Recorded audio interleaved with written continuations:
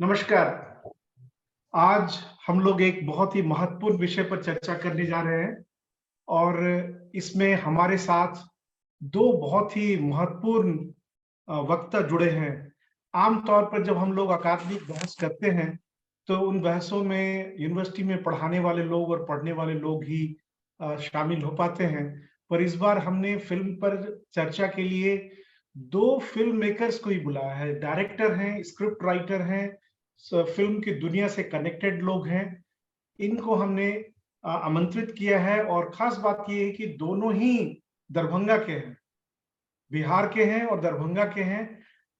आप अविनाश दास के बारे में जानते ही होंगे। अविनाश जी अनारकली ऑफ आरा की नाम की फ़िल्म से काफ़ी प्रसिद्ध हुए थे और इसके अलावा उन्होंने पहले रात बाकी है 2021 में बनाई थी फ़िल्म और एक उनकी नेटफ्लिक्स सीरीज़ है जो कि बहुत प्रसिद्ध हुई थी, शी करके। पर ख़ास बात ये है कि अविनाश जी एलएनएमयू से पढ़े हैं और इन्होंने पत्रकारिता भी की है लंबे समय तक। प्रभात खबर में काम किया है, दैनिक भास्कर में काम किया है, एनडीटीवी में काम किया है और एक और छोटा-सा परिचय है जो मैं देना चाहता हूँ कि अविनाश जी के पिताजी मेरे टीचर थे। जब मैं प्राइमरी स्कूल में पढ़ता था, तो वहाँ पर अविनाश जी के पिताजी हम लोग दास जी के नाम से हमेशा उनको याद रखते थे। तो वो मेरे टीचर भी हुआ करते थे। बहुत ही सुखद संयोग है कि आज उनसे अविनाश जी से इस तरह मुलाकात हो रही है। जो आज के दूसरे वक्ता हैं, वो हैं अनिल बलानी। अनिल बलानी जी का परिवार सिंध से भारत आया था पार्टीशन के बाद और इन लोगों को दरभंगा में ही बसाया गया था और दरभंगा में इनकी बहुत बड़ी जमींदारी थी क्योंकि इनके परिवार की सिंध में एक जमींदारी थी। उसके बदले में उससे छोटा एक ये उनको प्राप्त हुआ। तो यहाँ पर सरस्वती स्कूल से पढ़े हैं दरभंगा से और इसके बाद देशबंधु कॉलेज से पढ़े हैं। अनिल मेरे स्टूडेंट रह चुके हैं। लेकिन इन्होंने जो शोहरत हासिल की वो इंडियाज मोस्ट वांटेड सीरियल के ये स्क्रिप्ट राइटर थे और उसके बाद इन्होंने रक्तबीज 2012 में बनाया था। रक्तबीज चर्चित हुई थी फ़िल्म। फिर एक फ़िल्म बनाई थी इन्होंने इस क्लिक और 2016 में और नेचर नेचर 2020 में। इनका भी अपना प्रोडक्शन हाउस है पर्पल एंट के नाम से और मैं आप दोनों का स्वागत करता हूं अनिल जी और अविनाश जी। बहुत बहुत स्वागत है आप लोगों का आज के वेबिनार में और बिना ज्यादा समय जाया किए हुए मैं स्वागत करता हूं अविनाश जी को कि वो अपने आज के जो उनका जो प्रेजेंटेशन है उसको शुरू करें। धन्यवाद। पहली काठ की हांडी जो है वो मैं ही हूँ। मुझे लग रहा था कि थोड़ा बहुत माहौल बनेगा और फिर मैं अपनी बात तक आऊंगा दूसरों की बातों से थोड़ी थोड़ी चीजें ले करके। लेकिन बहुत शुक्रिया सर कि आपने मेरा इतना सुंदर सा परिचय दिया। इतना सुंदर सा परिचय जैसा कुछ है नहीं मेरे पास, फिर भी आपका और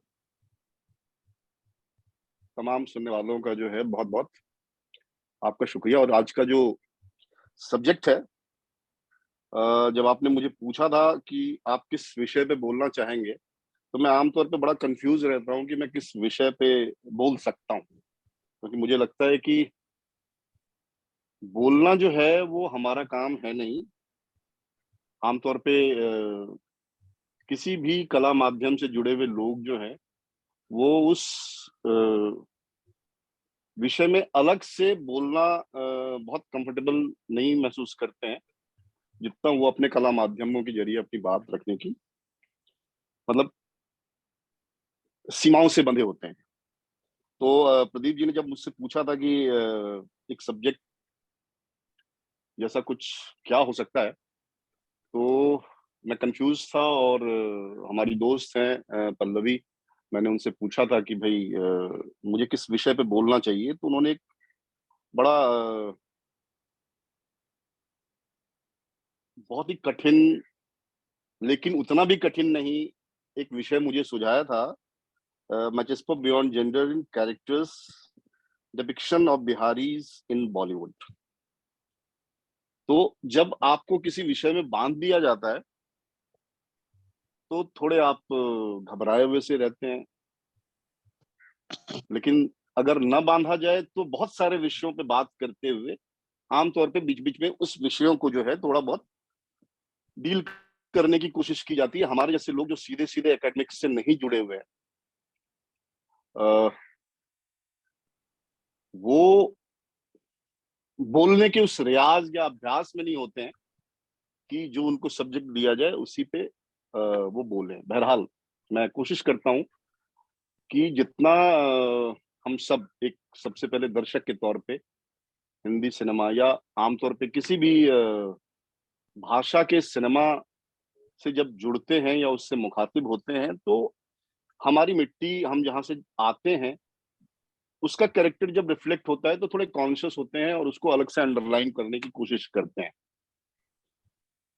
अ, मुझे लगता है कि सिनेमा की जो पूरी मतलब शुरुआत हमारी हमारे जैसे लोगों की रही, उसमें बहुत कम ऐसे विषय रहे सिनेमा के पास, कम ऐसे किरदार रहे जिनको हम लोगों ने देखा, सुना और उससे एक बिहारी के तौर पे एसोसिएट किया हो। मुझे लगता है कि शायद पहली फ़िल्म प्रकाश झा की रही होगी, दामुल या फिर हिपी फुर्रे जैसी फ़िल्में, जहाँ हमने देखा कि बिहारी किरदारों का एक सिलसिला जो है हमारे सामने पेश किया जा रहा है। उसके बाद की भी उनकी फ़िल्में गंगा जल हो, चाहे एक बहुत अच्छी फ़िल्म शेवाल जी ने लिखी थी मृत्युदंड। तो उन सब फ़िल्मों को एक एक निर्देशक की फ़िल्मों को जब आप गौर करेंगे, तो न सिर्फ़ उस एक निर्देशक के पास बहुत सारे कैरेक्टर का वितान है, बहुत सारे कैरेक्टर्स की बहुतायत है, जिसमें वो खुद को भी समझने की कोशिश करते हैं कि जहाँ से वो आए हैं, जिस मिट्टी से आए हैं, वो मिट्टी किस किस्म के लोगों से वाकिफ़ है या किस किस्म के लोगों अ, से भरी हुई है। तो मुझे लगता है कि एक समझदारी वो है, दूसरी समझदारी कैरेक्टर्स को लेकर के हम अनुराग कश्यप की फ़िल्मों में देखते हैं, जो आमतौर पे यूपी, बिहार से जुड़ा हुआ मामला है। तो और भी फ़िल्म मेकर्स हैं जिन्होंने मैं खुद मैंने कोशिश की है कि बिहार में जिस किस्म का हमारा जीवन रहा है और हमने आस-पास जिस किस्म के किरदारों को देखा है, उसको कैसे सिनेमा के पर्दे पर हम पोर्ट्रे करते हैं। मेरी मेरी जो समझ है, जैसी भी समझ है, मेरे हिसाब से मुझे लगता है कि सामान्य लोगों की कोई कहानी नहीं होती। खासकर सिनेमा जो मीडियम है, वो उस मीडियम में और अगर सामान्य लोगों की कहानी कहने का साहस और जज़्बा अगर आप हासिल करते हैं सिनेमा के पर्दे पर अ, करने की, तो वो बहुत अनकॉमन किस्म की चीज़ है और बहुत सामान्य नहीं है। साहित्य में हम सामान्य आदमी की कहानी लिख सकते हैं कि एक आदमी जो जीवन में बहुत कुछ हासिल करना चाहता है और जीवन में कुछ भी हासिल नहीं कर पाया और एक कॉमन मैन में बदल जाता है। उसकी कहानी हमको साहित्य के पन्ने पर, कविता के मोर्चे पर, यहाँ तक कि पेंटिंग या नाटक में भी बड़ी दिलचस्प लगेगी। लेकिन सिनेमा में सामान्य लोगों की कहानी को कहें कैसे? क्योंकि ये दौर जो है वो दौर नहीं है जिसमें कुमार शानी जैसे लोग फ़िल्म बना रहे थे या जिसमें मणिकौल जैसे लोग फ़िल्म बना रहे थे, कि सिनेमा को भी एक पेंटिंग की तरह, एक साहित्य की तरह रचने की कोशिश कर रहे थे।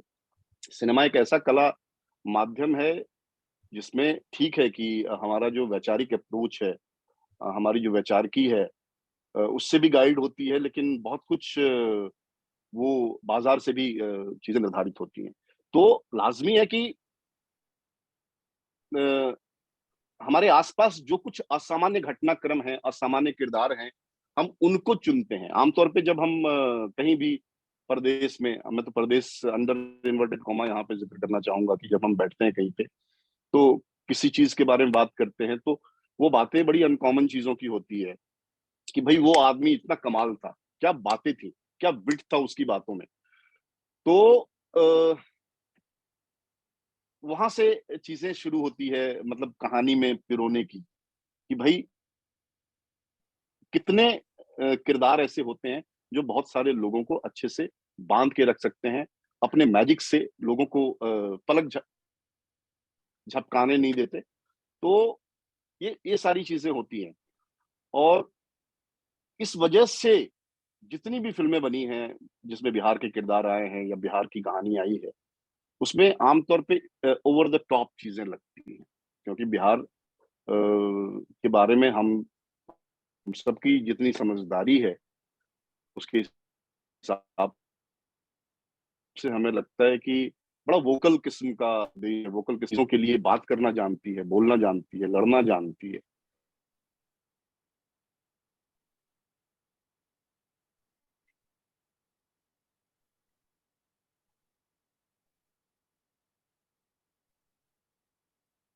तो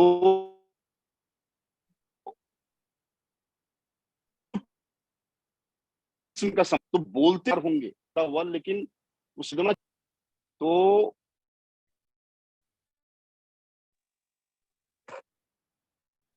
एक तो ये बात है, आवाज कट रही है, आवाज कट रही है आपकी। दूसरा मुझे लगता है कि जो पल जहां दिल्ली और मेरे जमाने में कहा रहा आपकी आवाज कट रही है आवाज अविनाश कट जी। रही है, जी। कोई बता दे कि क्या रही आवाज कितनी जरूरी चीज है, वो दबनी नहीं चाहिए। अभी आ रही है सर? हाँ, बिल्कुल। अभी आ रही है सर आवाज? आ रही है।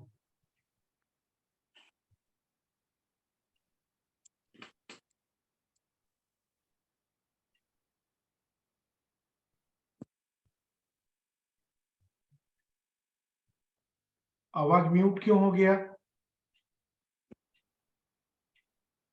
आवाज म्यूट हो गया आपका अविनाश जी।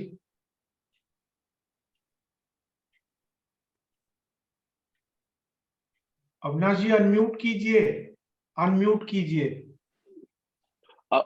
अभी ठीक है मेरी आवाज? जी जी, क्या अभी ठीक है मेरी आवाज? बेहतर हुई है, बोलिए। दरअसल ये जो मतलब वाईफाई जैसी चीजों का झमेला है, जी। वो आजकल हम जहाँ पे रहते हैं वो हवा जो है वो बवंडर के रूप में आया हुआ है। तो उस तरीके से आवाज को खामोश करने की कोशिश की जा रही है, लेकिन हमने अभी मोबाइल से कनेक्ट कर लिया है इसको। जी। तो ये, तो मैं ये कह रहा था कि पल्प फिक्शन की बात में जब कह रहा था कि पल्प फिक्शन में मतलब दूसरे इलाके ज्यादा एक्सप्लोर हुए, वहां के मतलब जैसे दिल्ली और मेरठ के लोगों ने जब लिखना शुरू किया, तो दिल्ली और मेरठ और पंजाब और हरियाणा या मुंबई अंडरवर्ल्ड को उस पर एक्सप्लोर किया, या सिनेमा जहां बन रहा था मुंबई में, वहां पे जहां जहां से लोग आए थे वहां वहां की कहानियां उन्होंने बहुत ज्यादा एक्सप्लोर की। जैसे पंजाब के लोग आए तो पंजाब की बहुत भरपूर कहानियां मिलती हैं हिंदी सिनेमा में।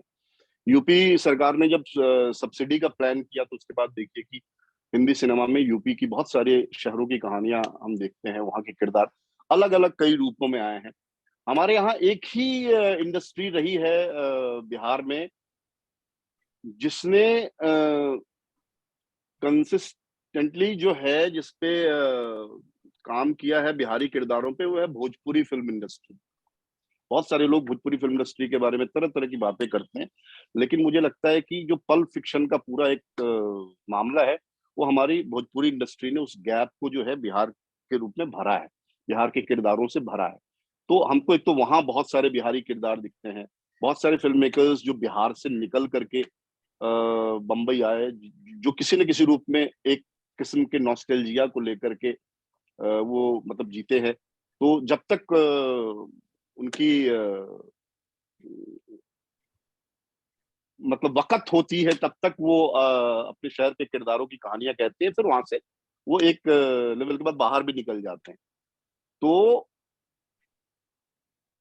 मुझे लगता है कि बेसिकली असामान्य लोगों की कहानी कहने की जो तलाश है, उस तलाश में जो कैरेक्टर्स हैं वो ओवर द टॉप नज़र आते हैं।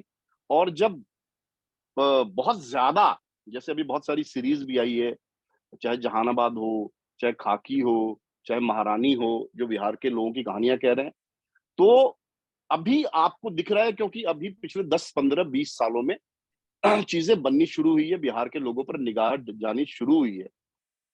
तो जो किरदार चलता है, जैसे एक ज़माने में गब्बर सिंह चल गया, तो उसके बाद जो है, वो हर फ़िल्म में विलन जो है, वो गब्बर सिंह के रूप में देखे जाने की ज़रूरत महसूस होने लगी। उसी तरह बिहार के जिस किस्म के किरदार, जैसे मतलब थोड़ा-सा ओवर द टॉप तरीके से लोगों को मुतासिर करता रहा है वो सारा मामला, तो अभी उस जैसे किरदारों की, उस जैसे कहानियों की बाढ़ आई हुई है। लेकिन धीरे-धीरे इससे भी जब लोग थोड़ा-सा संतुष्ट हो जाएँगे या ऊब जाएँगे, तो किरदारों की बहुतायत, किरदारों का जो मतलब बहुआयाम है, वो हमारे सामने आएगा। तो मोटा-मोटी मेरे कहने के लिए यही सारी बातें हैं, और मैं कोई बहुत ऐसा वक्ता नहीं हूँ कि या फिर मैं मतलब शिक्षक के पेशे में भी नहीं रहा, मेरे फादर ज़रूर रहे, तो मैं एक ठीक-ठाक विद्यार्थी भी नहीं रहा। तो मैं बहुत लंबा किसी विषय पर बोलने को लेकर के सहज नहीं हूँ। हाँ, इस चीज़ को लेकर के बहुत सहज हूँ कि अगर कोई बात आती है, तो बात से बात निकल सकती है। तो जितना मुझे बोलना है, मुझे लगता है कि मैंने एक मोटा-मोटी एक प्रिमाइस दे दिया है, और आगे ज़रूरत होगी तो मैं और अपनी बात रखूँगा। धन्यवाद अविनाश जी। इस चर्चा को हम लोग जरूर आगे बढ़ाएंगे और आपको यूं ही नहीं छोड़ेंगे। हम लोग आपसे जरूर निकालना चाहेंगे। अ, अब मैं आमंत्रित करता हूं अनिल वलानी जी को कि वो बिहार का जो एंगेजमेंट है फिल्म के साथ, उसके ऊपर अपनी बातों को रखें।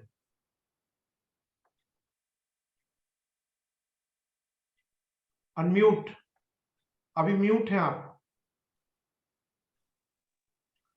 हाँ। सबको मेरा प्रणाम, नमस्ते। आदरणीय प्रदीप सर ने जब मुझे बताया कि तुम्हें बोलना है, तो मुझे बहुत अच्छा लगा, और खासकर बिहार के बारे में, तो मैं एक्साइटेड हो गया। बहुत सारी चीज़ें जो है मैं कोशिश कर रहा था कि मैं क्या बोलूँ, किस सब्जेक्ट पे बोलूँ, क्या करना चाहिए, नहीं करना चाहिए, कैसे बोलूँगा।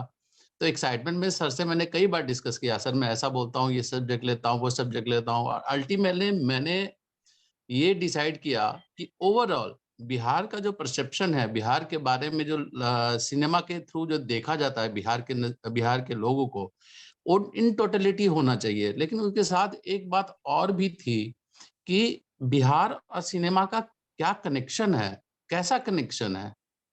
बिहार बेसिकली ट्रेड में कैसा है, कैसी बिजनेस होती है? Film making, creativity is a different thing. ये पूरी जब हम एज ए क्रिएटिव पर्सन जब कोई फिल्म बनाते हैं, तो एक क्रिएटिव की तरह जब सोचते हैं, तो स्क्रिप्ट राइटिंग, डायरेक्शन, और आम लोग भी जब जाते हैं, जब जनता पब्लिक पब्लिक जाती है फिल्म देखने, तो पर्दे पे जो नजर आता है, उससे ही ज्यादा जो है रूबरू होते हैं, उसी चीजों को समझते हैं। लेकिन उसके अलावा बहुत सारी ऐसी चीजें होती हैं जो फिल्म के बनने तक होती।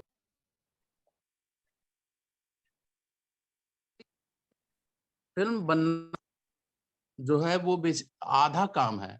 फ़िल्म बनने के बाद जो है सो काम दूसरा शुरू होता है, जो अविनाश सर ने भी इसका ज़िक्र किया कि वो आधा काम है फ़िल्म बनाना। फ़िल्म के बाद उसका मार्केटिंग, उसका distribution is a totally different thing. तो मैं कोशिश करूँगा सिनेमा के थ्रू बिहार को बताने की, बिहार के कनेक्शन को एस्टेब्लिश करने की जितनी मेरी क्षमता है। सर आपकी इजाज़त हो तो। प्लीज। प्लीज़। हुँ, सबसे पहले मैं यहाँ पे, हमारे यहाँ बहुत बड़े फ़िल्म मेकर हैं महेश भट्ट साहब। उन्होंने कहा कि फ़िल्म जो है, कोई भी फ़िल्म जो है सो फ्लॉप नहीं होती है। क्योंकि हम एज़ ए फ़िल्म मेकर या फ़िल्म से जुड़े जितने लोग भी हैं, वो ये जब बात करते हैं तो ये फ़िल्म हिट है, ये फ्लॉप है, ऐसा ज़िक्र करते हैं। लेकिन उनका ये कहना, भट्ट साहब का, कि कोई भी फिल्म जो है हिट या फ्लॉप नहीं होती है, उसका बजट जो है सो फ्लॉप होता है, उसका बजट जो है सो हिट होता है। इस क्रिएटिविटी को हमको किस दायरे में बांध के रखना है, किस तरह से ले जाना है, ये भी एक आर्ट है।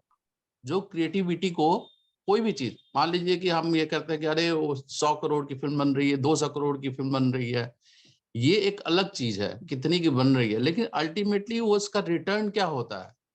तो मेरे कहने का मतलब ये है कि जब भी फिल्म जब हम बनाते हैं और बजट की बात करते हैं, क्योंकि मैं डायरेक्शन के साथ साथ अब कुछ फिल्में जैसे प्रोड्यूस भी कर रहा हूँ और मैं अपनी कंपनी भी रन कर रहा हूँ, तो मैंने बहुत सारी ऐसी चीजें महसूस की जो मुझे लगता है कि मुझे यहाँ पे जिक्र करना चाहिए, मुझे इसको बांधना चाहिए। और बिहार से इसका डायरेक्ट इनडायरेक्ट कनेक्शन है, बल्कि बिहार क्यों, हर जगह इसका डायरेक्ट इनडायरेक्ट कनेक्शन है।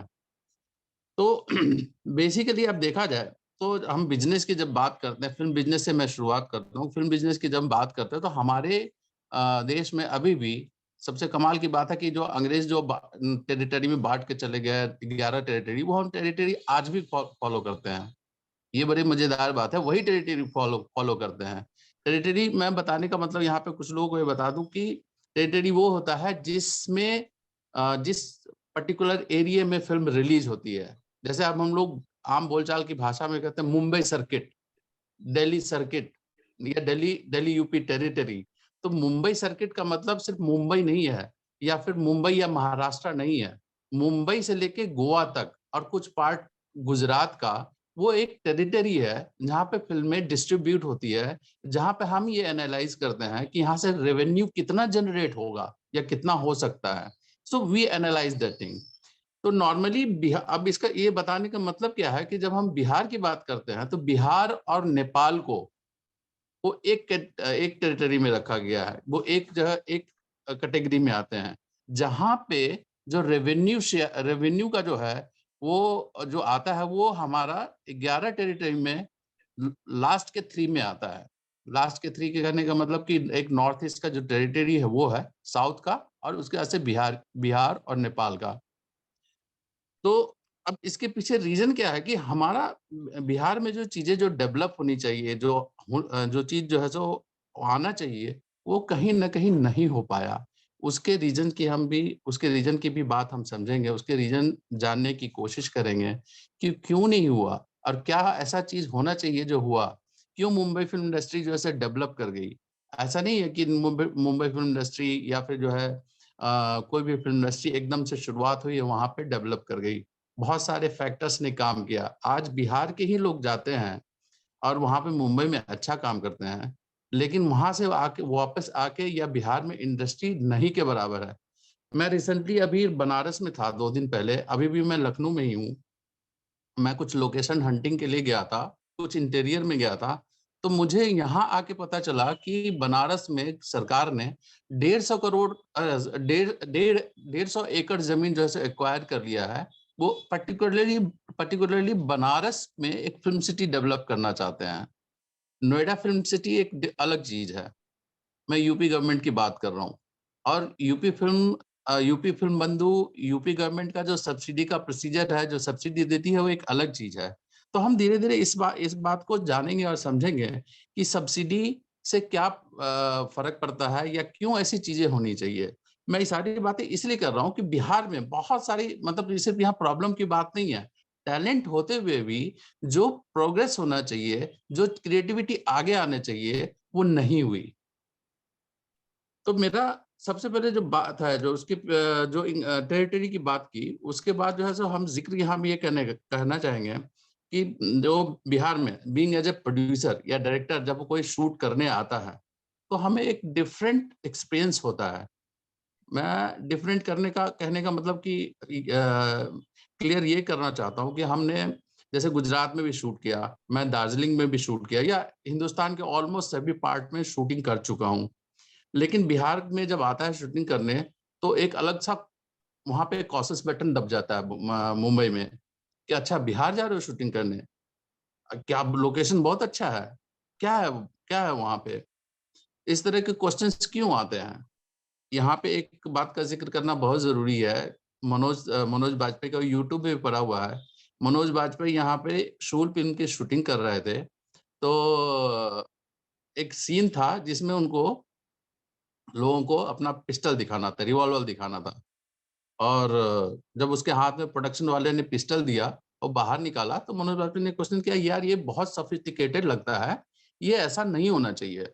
मतलब कुछ देसी टाइप की चीज़ होनी चाहिए। ऐसा है तो कुछ बताओ। अब वहाँ पे जितने ऑनलूकर्स थे, देखने वाले लोग थे, धीरे से उनका कंबल उठता है और दर्जनों हाथ उठते हैं कि सर चाहिए क्या? ये देख लीजिए। ये तो इस तरह की बातें आती, ये एक ज़िक्र हो गया। अब बॉम्बे में बॉम्बे में बिहार का एक परसेप्शन बन गया कि ये देखिए, मतलब आपको असली कट्टा चाहिए तो वहाँ पे अवेलेबल है। तो जब भी एज ए प्रोड्यूसर हम जब बॉम्बे से यहाँ आते हैं, जब बातें करते हैं या शूटिंग की बात करते हैं, तो एक अलग तरह का माहौल बनता है। ऐसा माहौल मेरे हिसाब से बहुत अच्छा नहीं है। इसके पीछे जो है सो रीज़न्स की बात तो हम करेंगे ही, लेकिन ये समझने की ये भी समझना ज़रूरी है कि ऐसा इसको कैसे दूर किया जा सकता है। मेरे कुछ फ्रेंड्स हैं, जब बीइंग एज़ अ प्रोड्यूसर जब वो बात करते हैं, तो उनको कहते हैं कि यार ऐसा है कि उतना दूर एक तो ट्रैवल का खर्चा, ऐसा करो गुजरात में ऐसा करो कि वहाँ पे जगह बना लो, जहाँ पे हम बिहार का लुक दे देते हैं और वहीं पे काम चलाते हैं। इससे बहुत फ़र्क पड़ता है। फ़र्क क्या पड़ता है कि जो लोकल टैलेंट है, जो लोकल प्रोडक्शन यूनिट है, जो लोकल किसी भी तरह के जो लोग फ़िल्म में एंगेज हो सकते हैं या एंगेज होना चाहते हैं, वो नहीं हो पाते हैं। मैं देखिए इसको कॉन्टेक्स्चुअलाइज़ भी कर सकता हूँ कि मैंने यूपी, लखनऊ में काफ़ी काम किया है। जब मैं इंडियाज़ मोस्ट वांटेड कर रहा था, तो मुझे स्पेशली रामोजी राव ने बुलाया था कि आप आके क्राइम प्रोग्राम करिए दास्तान-ए-ज़ुल्म। और फिर मैंने 4 स्टेट में साइमल्टेनियस शुरू किया था, यूपी, बिहार, राजस्थान में, और वो काफ़ी चला। वो जो आर्टिस्ट उस समय जो मेरे साथ काम करते थे, जिसको मैं 5-500 रुपए पे करता था 2003 और 4 में, आज की डेट में वो 5000 से 50,000 और कुछ-कुछ तो डेढ़ डेढ़ लाख रुपए पर डे चार्ज कर रहे हैं, और यहाँ लखनऊ में। अब इतने सालों में फ़र्क क्या रहा? उसके पीछे जो है सो 2-3 कारण हैं, जो मुझे लगता है कि बिहार में भी होना चाहिए। सबसे पहली बात है कि जो गवर्नमेंट की पॉलिसी आई सब्सिडी देने की, बात सिर्फ़ पैसे की नहीं है। एक माहौल खड़ा करने की ज़रूरत होती है, एक माहौल बनाने की ज़रूरत होती है। तो वहाँ जब गवर्नमेंट ने ये सारी चीज़ें दी, प्रोवाइड कराई, तो धीरे-धीरे लोग आने लगे।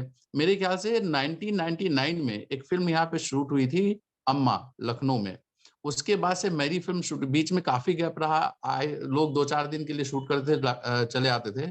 रक्तबीज मेरी पहली फ़िल्म थी जो थ्रू आउट जो है सो लखनऊ में 1 महीने के लिए शूट हुआ था, और उसके बाद ही सब्सिडी वाली चीज़ जो है सो मुलायम गवर्नमेंट लेके आई, और ये चीज़ हुआ कि यहाँ पे फ़िल्म पॉलिसी हो, ये चीज़ें बने, और उसके 10 साल में चीज़ें अब इतना पहुँच गई है कि लखनऊ में एक से एक कलाकार हैं, एक से एक प्रोडक्शन यूनिट है। मुकेश छाबड़ा जैसा कास्टिंग डायरेक्टर जो है यहाँ पे अपना ऑफिस खोले बैठा है, और बहुत सारे प्रोडक्शन वाले, मतलब अभी आज की डेट में आपको किसी भी एक्टर्स, मतलब ए लिस्ट एक्टर जो वहाँ से मेन जो सेलेबल हैं, उसके अलावा कैरेक्टर एक्टर्स जितने भी चाहिए वो आपको लखनऊ में अवेलेबल है। मेरा सवाल ये है कि हम बिहार में क्यों नहीं कर पाए? पटना में ये चीजें क्यों नहीं हो पाती है? ये दरभंगा में क्यों नहीं हो पाया?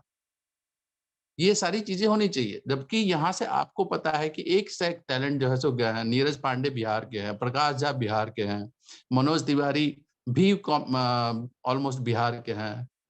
तो इसके अलावा और भी कई नाम हैं, जिसका 1-2 का नाम क्या लूँ, बहुत सारे लोग हैं। लेकिन यहाँ से जाने के बाद जब वो वहाँ सक्सेसफुल भी हो जाते हैं, तो कोई घूम के नहीं आता है। कोई कोशिश भी नहीं करना चाहता है, ना किसी ने कोशिश की है।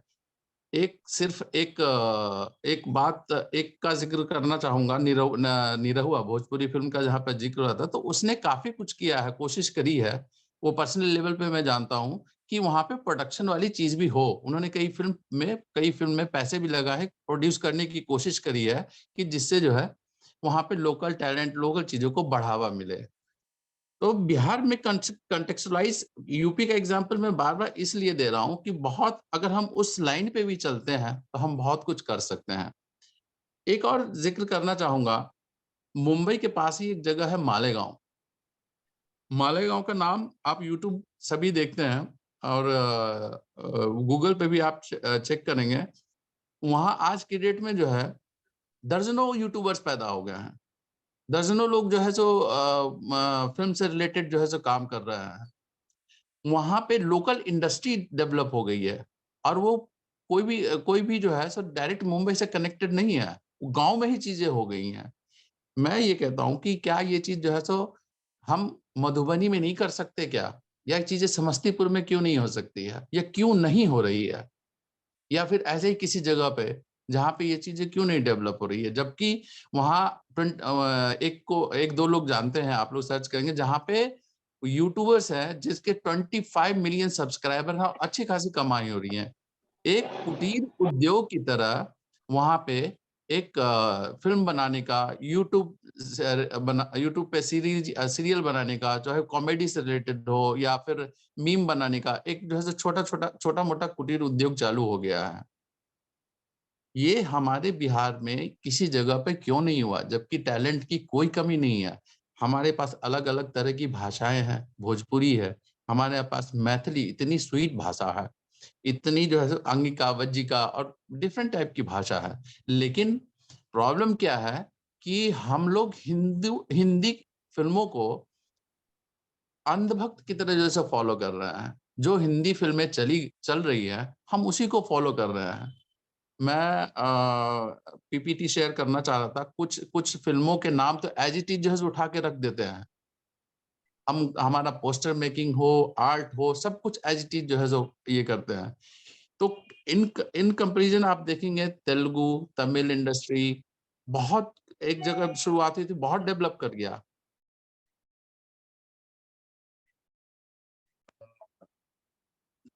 500 करोड़ के जो है 1500 करोड़ की फिल्में बन रही है। केजीएफ जो है, जैसे अब KGF basically is a Kannada film जो पैन इंडिया रिलीज हुई, हिंदी में भी, तमिल में भी और अदर लैंग्वेज में भी।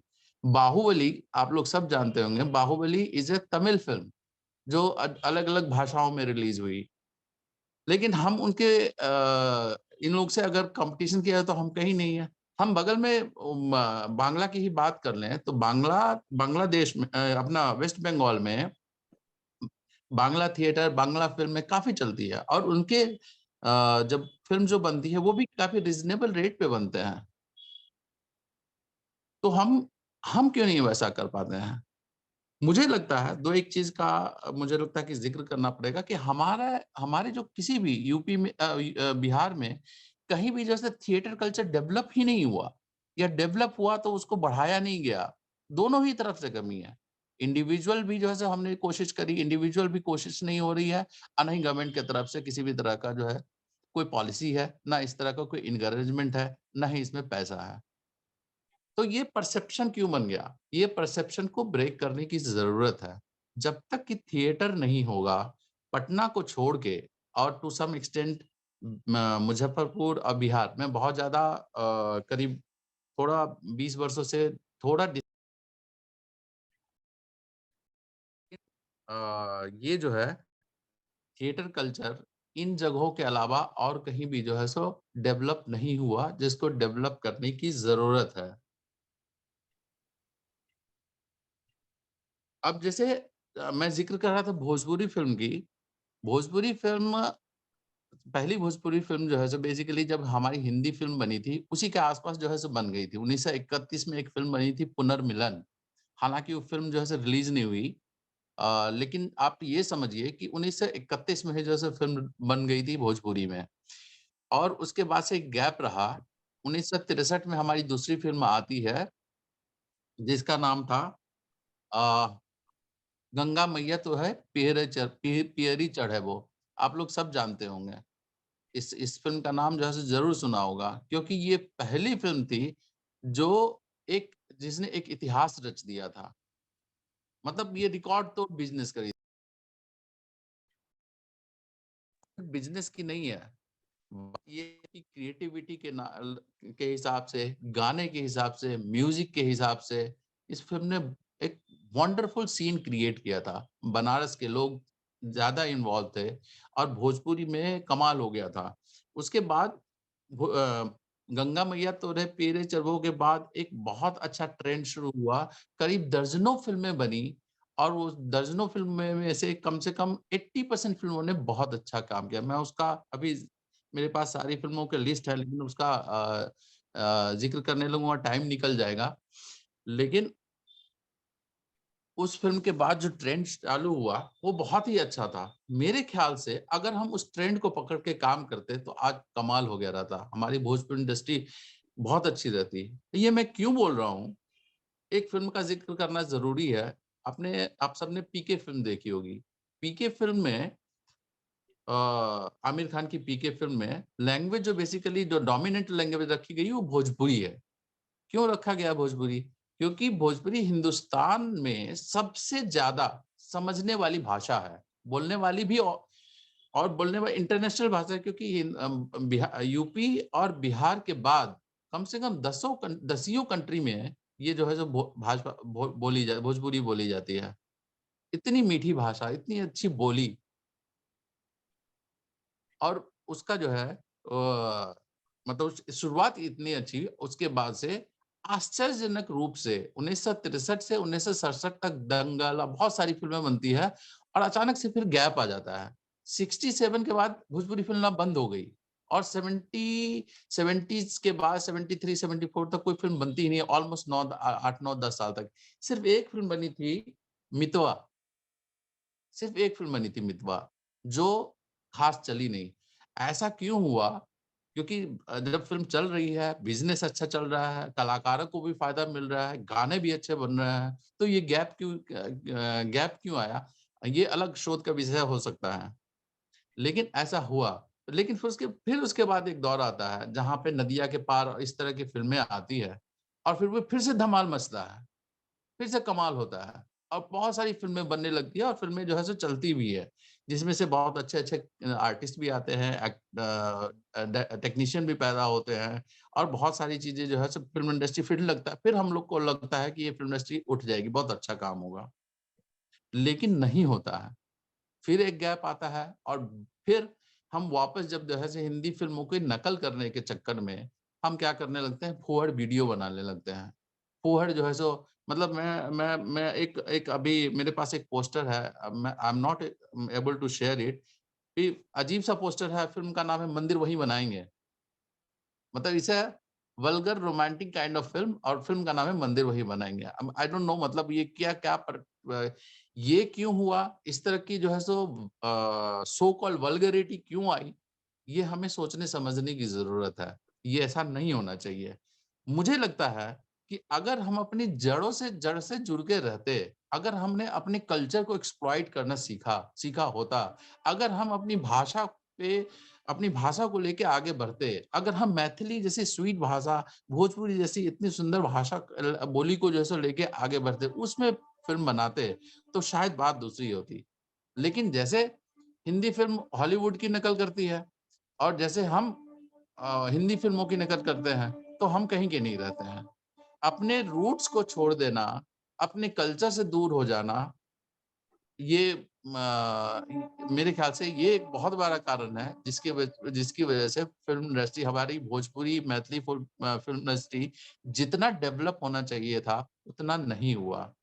और एक कमाल की बात बताऊँ, यहाँ से जो लोग जाते हैं, ये मेरा पर्सनल एक्सपीरियंस है, कुछ पर्सनल एक्सपीरियंस है जो मैं शेयर करना चाहता हूँ। वहाँ एक कमरे में लोग रहते हैं। बड़ी मुश्किल से 1 आरके में रहते हैं, बड़ी मुश्किल से काम करते हैं। लेकिन उनको कहो कि यार तुम बिहार में जाके चीज़ों को करो या वापस जाना चाहो, वो नहीं आना चाहते हैं। वो नहीं करना चाहते हैं। क्यों नहीं आना चाहते हैं? क्यों नहीं करना चाहते हैं? ऐसा ऐसा माहौल हम क्यों नहीं बना पाए? तो ये सब बातें करना, मैं बहुत नेगेटिव बातें कर रहा हूँ, लेकिन ये करना ज़रूरी है। अपने अपने अंतर्मन में देखना, अपनी चीज़ों को क्रिटिकली एनालाइज़ करना बहुत ज़रूरी है, क्योंकि हम जो चीज़ चाहे वो कर सकते हैं। हम अभी जो ज़माना है सोशल मीडिया का, अभी जो ज़माना है यूट्यूब का, हम उसमें बहुत कुछ कर सकते हैं। हम एज़ ए लैंग्वेज, हम एज़ ए अपनी कल्चर को लेके, अपनी जड़ को लेके, अपनी अपनी जो ख़ास स्टोरी है, अपनी जो चीज़ है जो और कहीं नहीं मिलती है,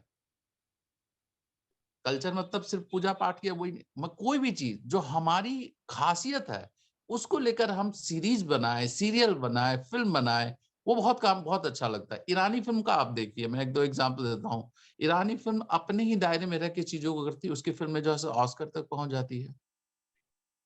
ऐसे में बहुत सारे एग्जाम्पल्स दे सकता हूँ जहाँ पे छोटे बजट पे और या ऐसी चीजें जो है सो बनती है जो, लेकिन वो विश्व पटल पे जो है सो कमाल का करती है। So we can also do it. We need to understand कि हमारा जो रूट है, हमारा जो कल्चर है, हमारी जो चीजें हैं उसको लेके आगे बढ़े, ना कि हम हिंदी फिल्मों के निकल गए। हिंदी फिल्म अपनी जगह है। अभी फॉर एग्जाम्पल आप ये देखिए, आप सब जानते होंगे कि साउथ की फिल्में क्यों इतना कमाल कर रही है। तमिल तेलुगु फिल्में वहां के हीरो आ रहे हैं, वहां के हीरो लोग, वहां के डायरेक्टर्स आ रहे हैं, वहां के प्रोड्यूसर आ रहे हैं, वो 1500 करोड़ की धंधा कर रहे हैं, उनके 1000 करोड़ के धंधा कर रहे हैं, उसकी फिल्में नेशनल इंटरनेशनल सभी चल रहे हैं। लेकिन हम हिंदी फिल्मों में फिर हम कॉपी पेस्ट पे उतर गए, फिर लगा कि हम साउथ के। धंधा जरूरी है लेकिन धंधा ही सब कुछ नहीं है। जब तक कि क्रिएटिविटी, असलियत, जब तक कि आपका ओरिजिनलिटी नहीं रहेगा ना, आप बहुत लंबे समय तक स्टैंड नहीं करेंगे। आज जो हालात इसके सो कॉल हमारे सुपर ए लिस्टर सुपरस्टार्स की है, जिसकी सारी फिल्में जो है ना खत्म हो रही है, उसका रीजन यही है कि पिछले 20 सालों से इन्होंने साउथ की फिल्म में कॉपी पेस्ट किया है।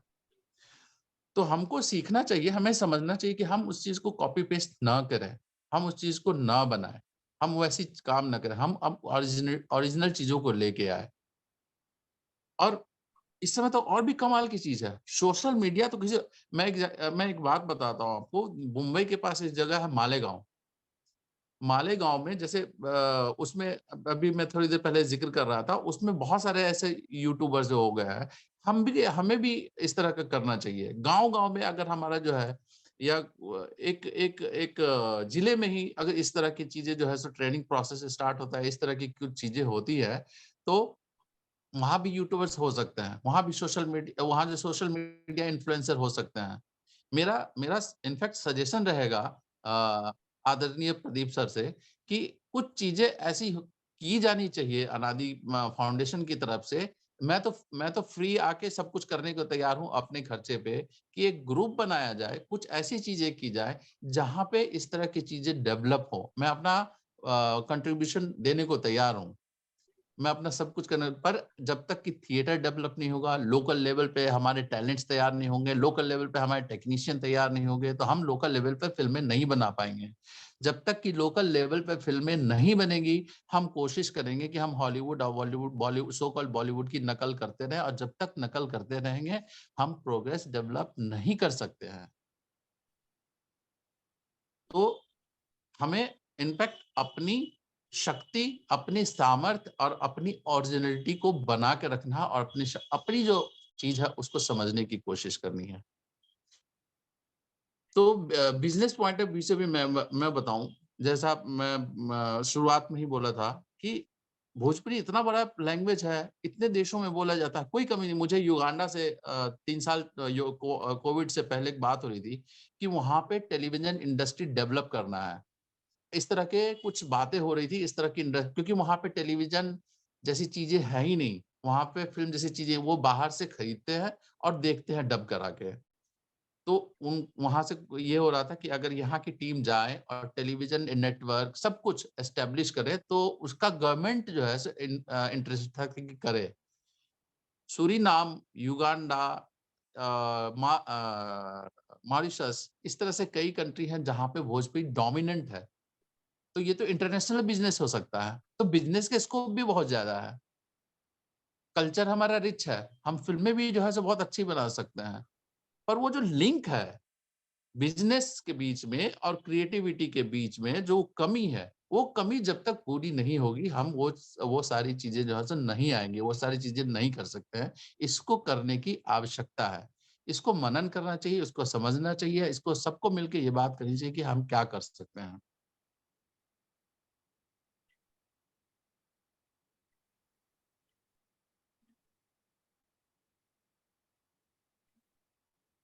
और अब कुछ एक चीजें हैं जो स्पेसिफिकली मैं बोलना चाहता हूँ कि यहाँ जो भोजपुरी फिल्म इंडस्ट्री से या मैथिली को बढ़ाने की बात है। अब तो कई लोग आप जानते हैं कि कई उसमें से बड़े-बड़े भोजपुरी फ़िल्म इंडस्ट्री से निकल के बड़े-बड़े नेता भी बन चुके हैं। अच्छा खासा वो भी कर रहे हैं।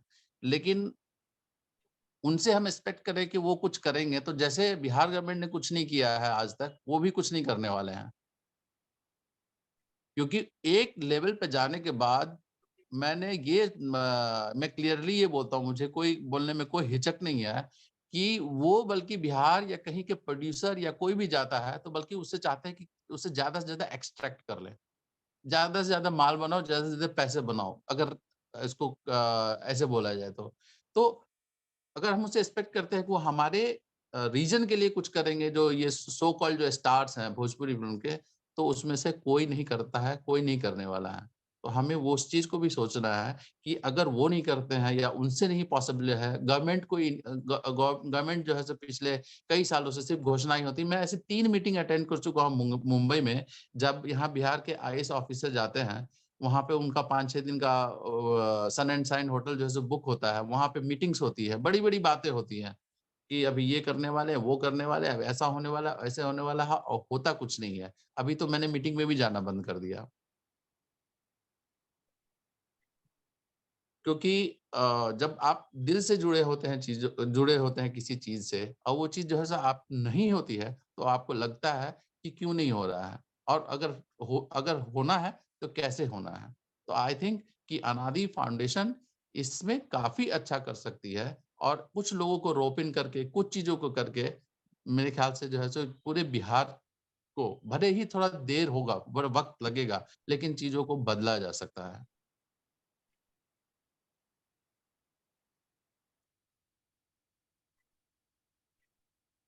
इसके लिए बेसिकली हमारे क्या प्लान्स हो सकते हैं, क्या स्ट्रेटजी हो सकते हैं। यहाँ पे अविनाश दास साहब बैठे हैं, उनके पास काफ़ी कुछ अनुभव है चीज़ों को करने का, उनके पास काफ़ी चीज़ें हैं जो है सो वो बता सकते हैं कि क्या या जितने भी हैं अ, वो एक हमें किस प्लान के तहत करना चाहिए। मेरे ख्याल से एक मंथली इस तरह का कुछ ज़ूम मीटिंग या कुछ भी किसी भी तरह का मीटिंग होनी चाहिए जहाँ पे ये एनालाइज़ करना चाहिए, ये ब्रेनस्टॉर्मिंग होनी चाहिए कि क्या किया जा सकता है और कैसे क्या की जा सकती है। हम थिएटर, टेलीविज़न, सीरीज़, सीरियल को बिहार के कॉन्टेक्स्ट में बिहारी सब्जेक्ट को लेके कैसे बढ़ाएँ, कैसे एंगेज करें।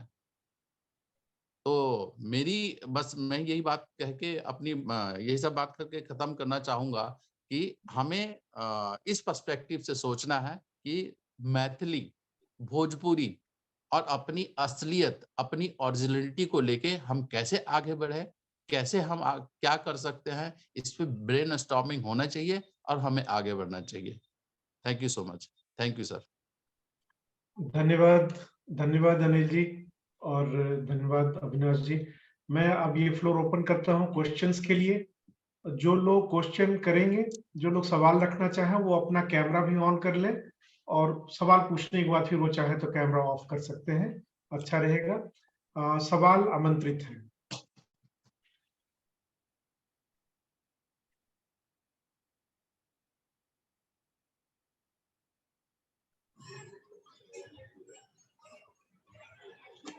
इसमें हाथ उठाने का प्रदीप सिस्टम जी, नहीं है? जी, श्रीश चौधरी जी। सबसे पहले तो मैं इनको थैंक यू कहना चाहूंगा। बहुत अच्छा कहा, मुझे ये दोनों तीनों ऑब्जर्वेशन बहुत अच्छा लगा। मेरी आवाज जा रही है? जी जी जी, आ रही है जी, हाँ, बोला तो जाए। मुझे ये दोनों तीनों ऑब्जर्वेशन बहुत अच्छा लगा। जैसे तमिल तेलुगु में मैं दक्षिण में रहता हूँ, मैं देखता हूँ यहाँ इनको अपनी संस्कृति पर, अपने स्थानीय जो वास्तविकता है उसको दिखाते हैं। हम वो नहीं कर पाते हैं। एक पता नहीं क्यों हम में क्यों ऐसी हीन भावना है, हम क्यों अपनी परिस्थिति, अपनी वास्तविकता से दूर भागते हैं। तो मैं उससे पूरी तरह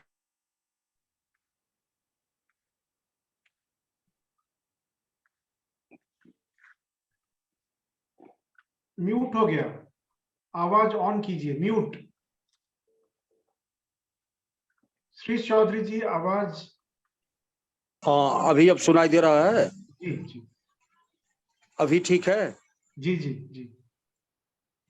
हाँ, और तीसरा छोटी सी बात है कि इन्होंने कई बिहार से कई लोगों का नाम लिया, प्रकाश झा जी का नाम नहीं लिया जो चंपारण से हैं। नहीं, लिया है। अच्छा, तो मैं मिस कर जाता।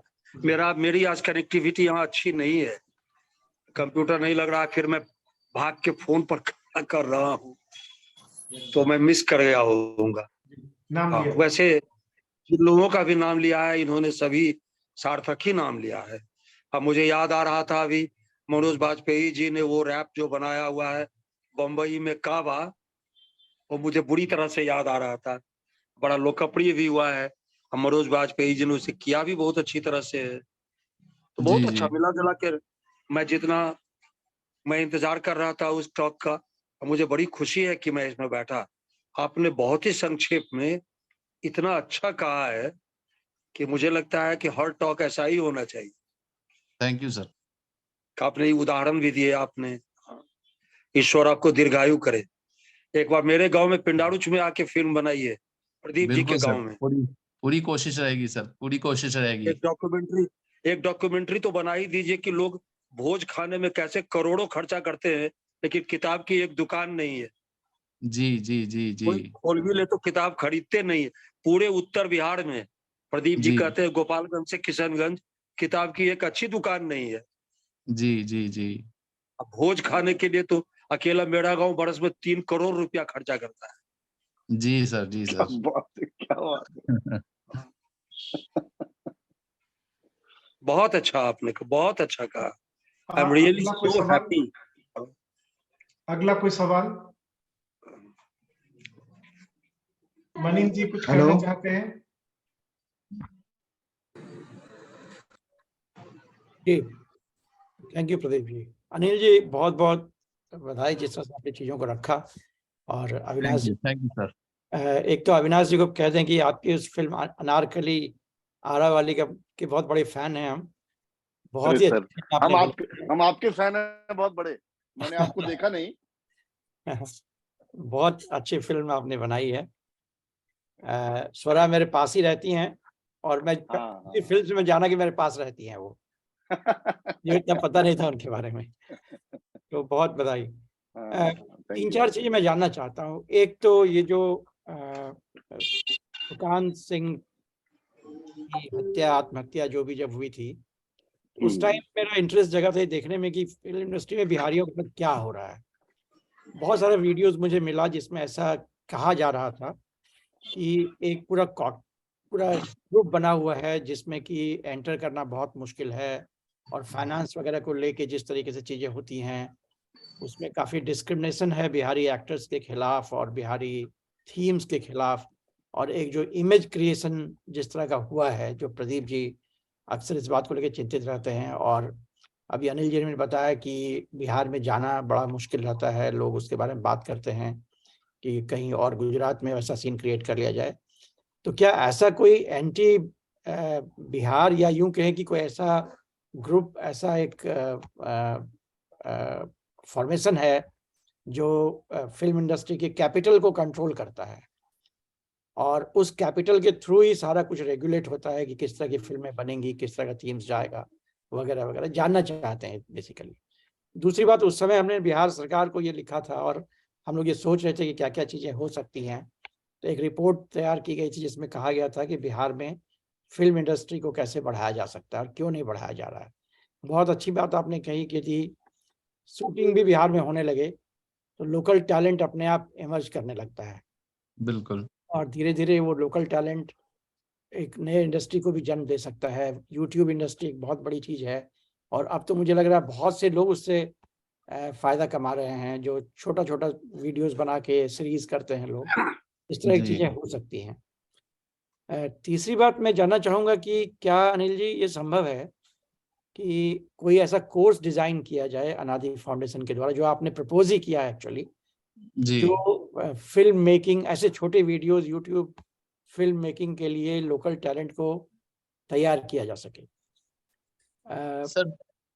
पूर्णिया में मैं 2-3 बातें करके ख़त्म कर लूँ, फिर आराम से आप बात कर सकते हैं। जी पूर्णिया में मैं रहने वाला हूँ। पूर्णिया में एक कला भवन जैसी संस्था है जिसमें पहले नाटक वगैरह बहुत होता था, और एक समय में 90 के दशक में हम लोगों ने कुछ टीम बनाई थी जिसमें कई लोग शामिल हुए थे और नाटक करते थे, और काफ़ी लोग उससे मुंबई चले गए।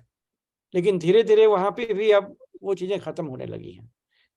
तो बिहार में जो ये सांस्कृतिक कार्यक्रम पहले काफ़ी ज़्यादा होता था, उसकी जगह पे अब कुछ दूसरे तरह के कार्यक्रम ज़्यादा होने लगे हैं। उसको कैसे आप देखते हैं? क्या लगता है आपको कि उसमें परिवर्तन लाने के लिए किस तरह की रुचि को बढ़ाया जाए, कैसे किया जाए? किताबों को लेके भी हम लोग चिंतित हैं। प्रदीप जी को मैंने अभी एक लिस्ट भेजा था। आलोचना एक मैगज़ीन आती है जो हिंदी की एक प्रमुख मैगज़ीन है, और उनका मैं डिस्ट्रीब्यूटर्स का लिस्ट देख रहा था, तो पूरे बिहार में एक भी डिस्ट्रीब्यूटर नहीं है। तो जी गोपालगंज से किशनगंज तक सचमुच कोई ऐसी दुकान आपको नहीं मिलेगी। पूर्णिया की एक बड़ी अच्छी दुकान थी जो किताबें रखती थी। मैं पिछली बार गया तो देखा कि दुकान बहुत चमक रही है। तो मैंने पूछा कि भाई लगता है किताबें खूब बिकने लगी हैं। तो उन्होंने कहा नहीं, आजकल मैं इसमें एक दूध का बिजनेस मैंने शुरू कर दिया है, अब किताबें मैं कम रखता हूँ।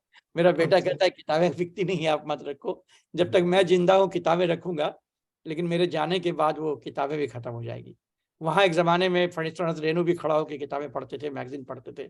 हम लोगों का बचपन भी इससे गुजरा था। तो ये एक सांस्कृतिक परिवर्तन भी नियो लिबरल इंटरवेंशन के बाद हुआ है, जिसमें कि हमें लगने लगा है कि हम पीछे रह गए हैं और जो लोग वहाँ से निकल जा रहे हैं, वो सक्सेसफुल हो रहे हैं। हम लोग भी खुद वापस जाने का नहीं सोच पाते हैं। प्रदीप जी ने बहुत हिम्मत दिखाई है कि वो वापस चले गए हैं, वहाँ रह रहे हैं, वहाँ कर रहे हैं।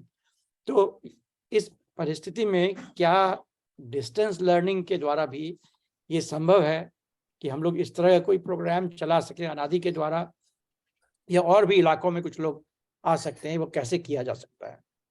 जी सर, बेसिकली आपके 3 सवाल है, बहुत अच्छी बातें कही आपने। मैं एक करके जो है उसको आइडेंटिफाई करके जो है आपको कोशिश करूंगा कि जवाब दूं। पहली बात ये है सर कि बिल्कुल हो सकती है, लोकल टैलेंट डेवलप किए जा सकते हैं, किए जाने चाहिए। वो कैसे क्या होगा उसके कुछ स्ट्रक्चर मेरे पास हैं, लेकिन ये बेसिकली सिर्फ एक आदमी का से नहीं हो सकता है। Basically it's a organisational thing. हम एक ऑर्गेनाइजेशन लेवल पे करते हैं चीजों को। अगर छोटे लेवल पे ही शुरुआत करते हैं तो निसंदेह भले थोड़ा देर लगेगा लेकिन बदलाव तो आएगा। तो और ये सही टाइम है, क्योंकि सोशल मीडिया बेसिकली अभी किसी को कोई जरूरत नहीं है। सिर्फ अगर किसी के पास मोबाइल फोन है और अगर उसको थोड़ा इतना तो आता है कि ऑपरेट करता है, तो वो अपना यूट्यूब बना के डाल सकता है। एक एक एक बेसिकली एक सॉफ्टवेयर इंजीनियर थे, उनकी एक फॉरेनर से शादी हुई थी यूएस में कोविड से पहले। और वो जब इंडिया आ गया, अचानक से उनका मन किया वो सब कुछ नौकरी वोकरी छोड़ के चले आए और यहाँ पे उन्होंने खेती करना चालू कर दिया। एक दिन क्या मन आया उनका, उनकी वाइफ ने, जो उनके लिए नया एक्सपीरियंस था, खेती खेती करना, गाय बांधना, गोबर ढोना और ये सारी चीजें। तो उनको बड़ा अच्छा लगा कि ये कैसी मतलब ये कुछ अलग सी दुनिया है। उनकी वाइफ ने वीडियो बना के यूट्यूब पे डाल दिया। और सर आप यकीन नहीं करेंगे, आज की डेट में वो फैमिली जितना खेती से नहीं कमाती उतना यूट्यूब से कमा रही है। सिंपल कैसे खेती करते हैं, गायों को ले जाके कैसे बांधते हैं, उसको कैसे चारा खिलाते हैं, ये यूएस के लोगों के लिए और बाकी यूरोपियंस के लिए जो है अलग सी कहानी है। उनको उनको लगता है कि अच्छा इंडिया में कुछ ऐसा होता है, और नया फ्लेवर मिल गया उनको, उनके सब्सक्राइबर बढ़ गए। अब वो खेती सिर्फ इसलिए करते हैं कि अपना यूट्यूब चैनल चला सके। आप समझिए sir.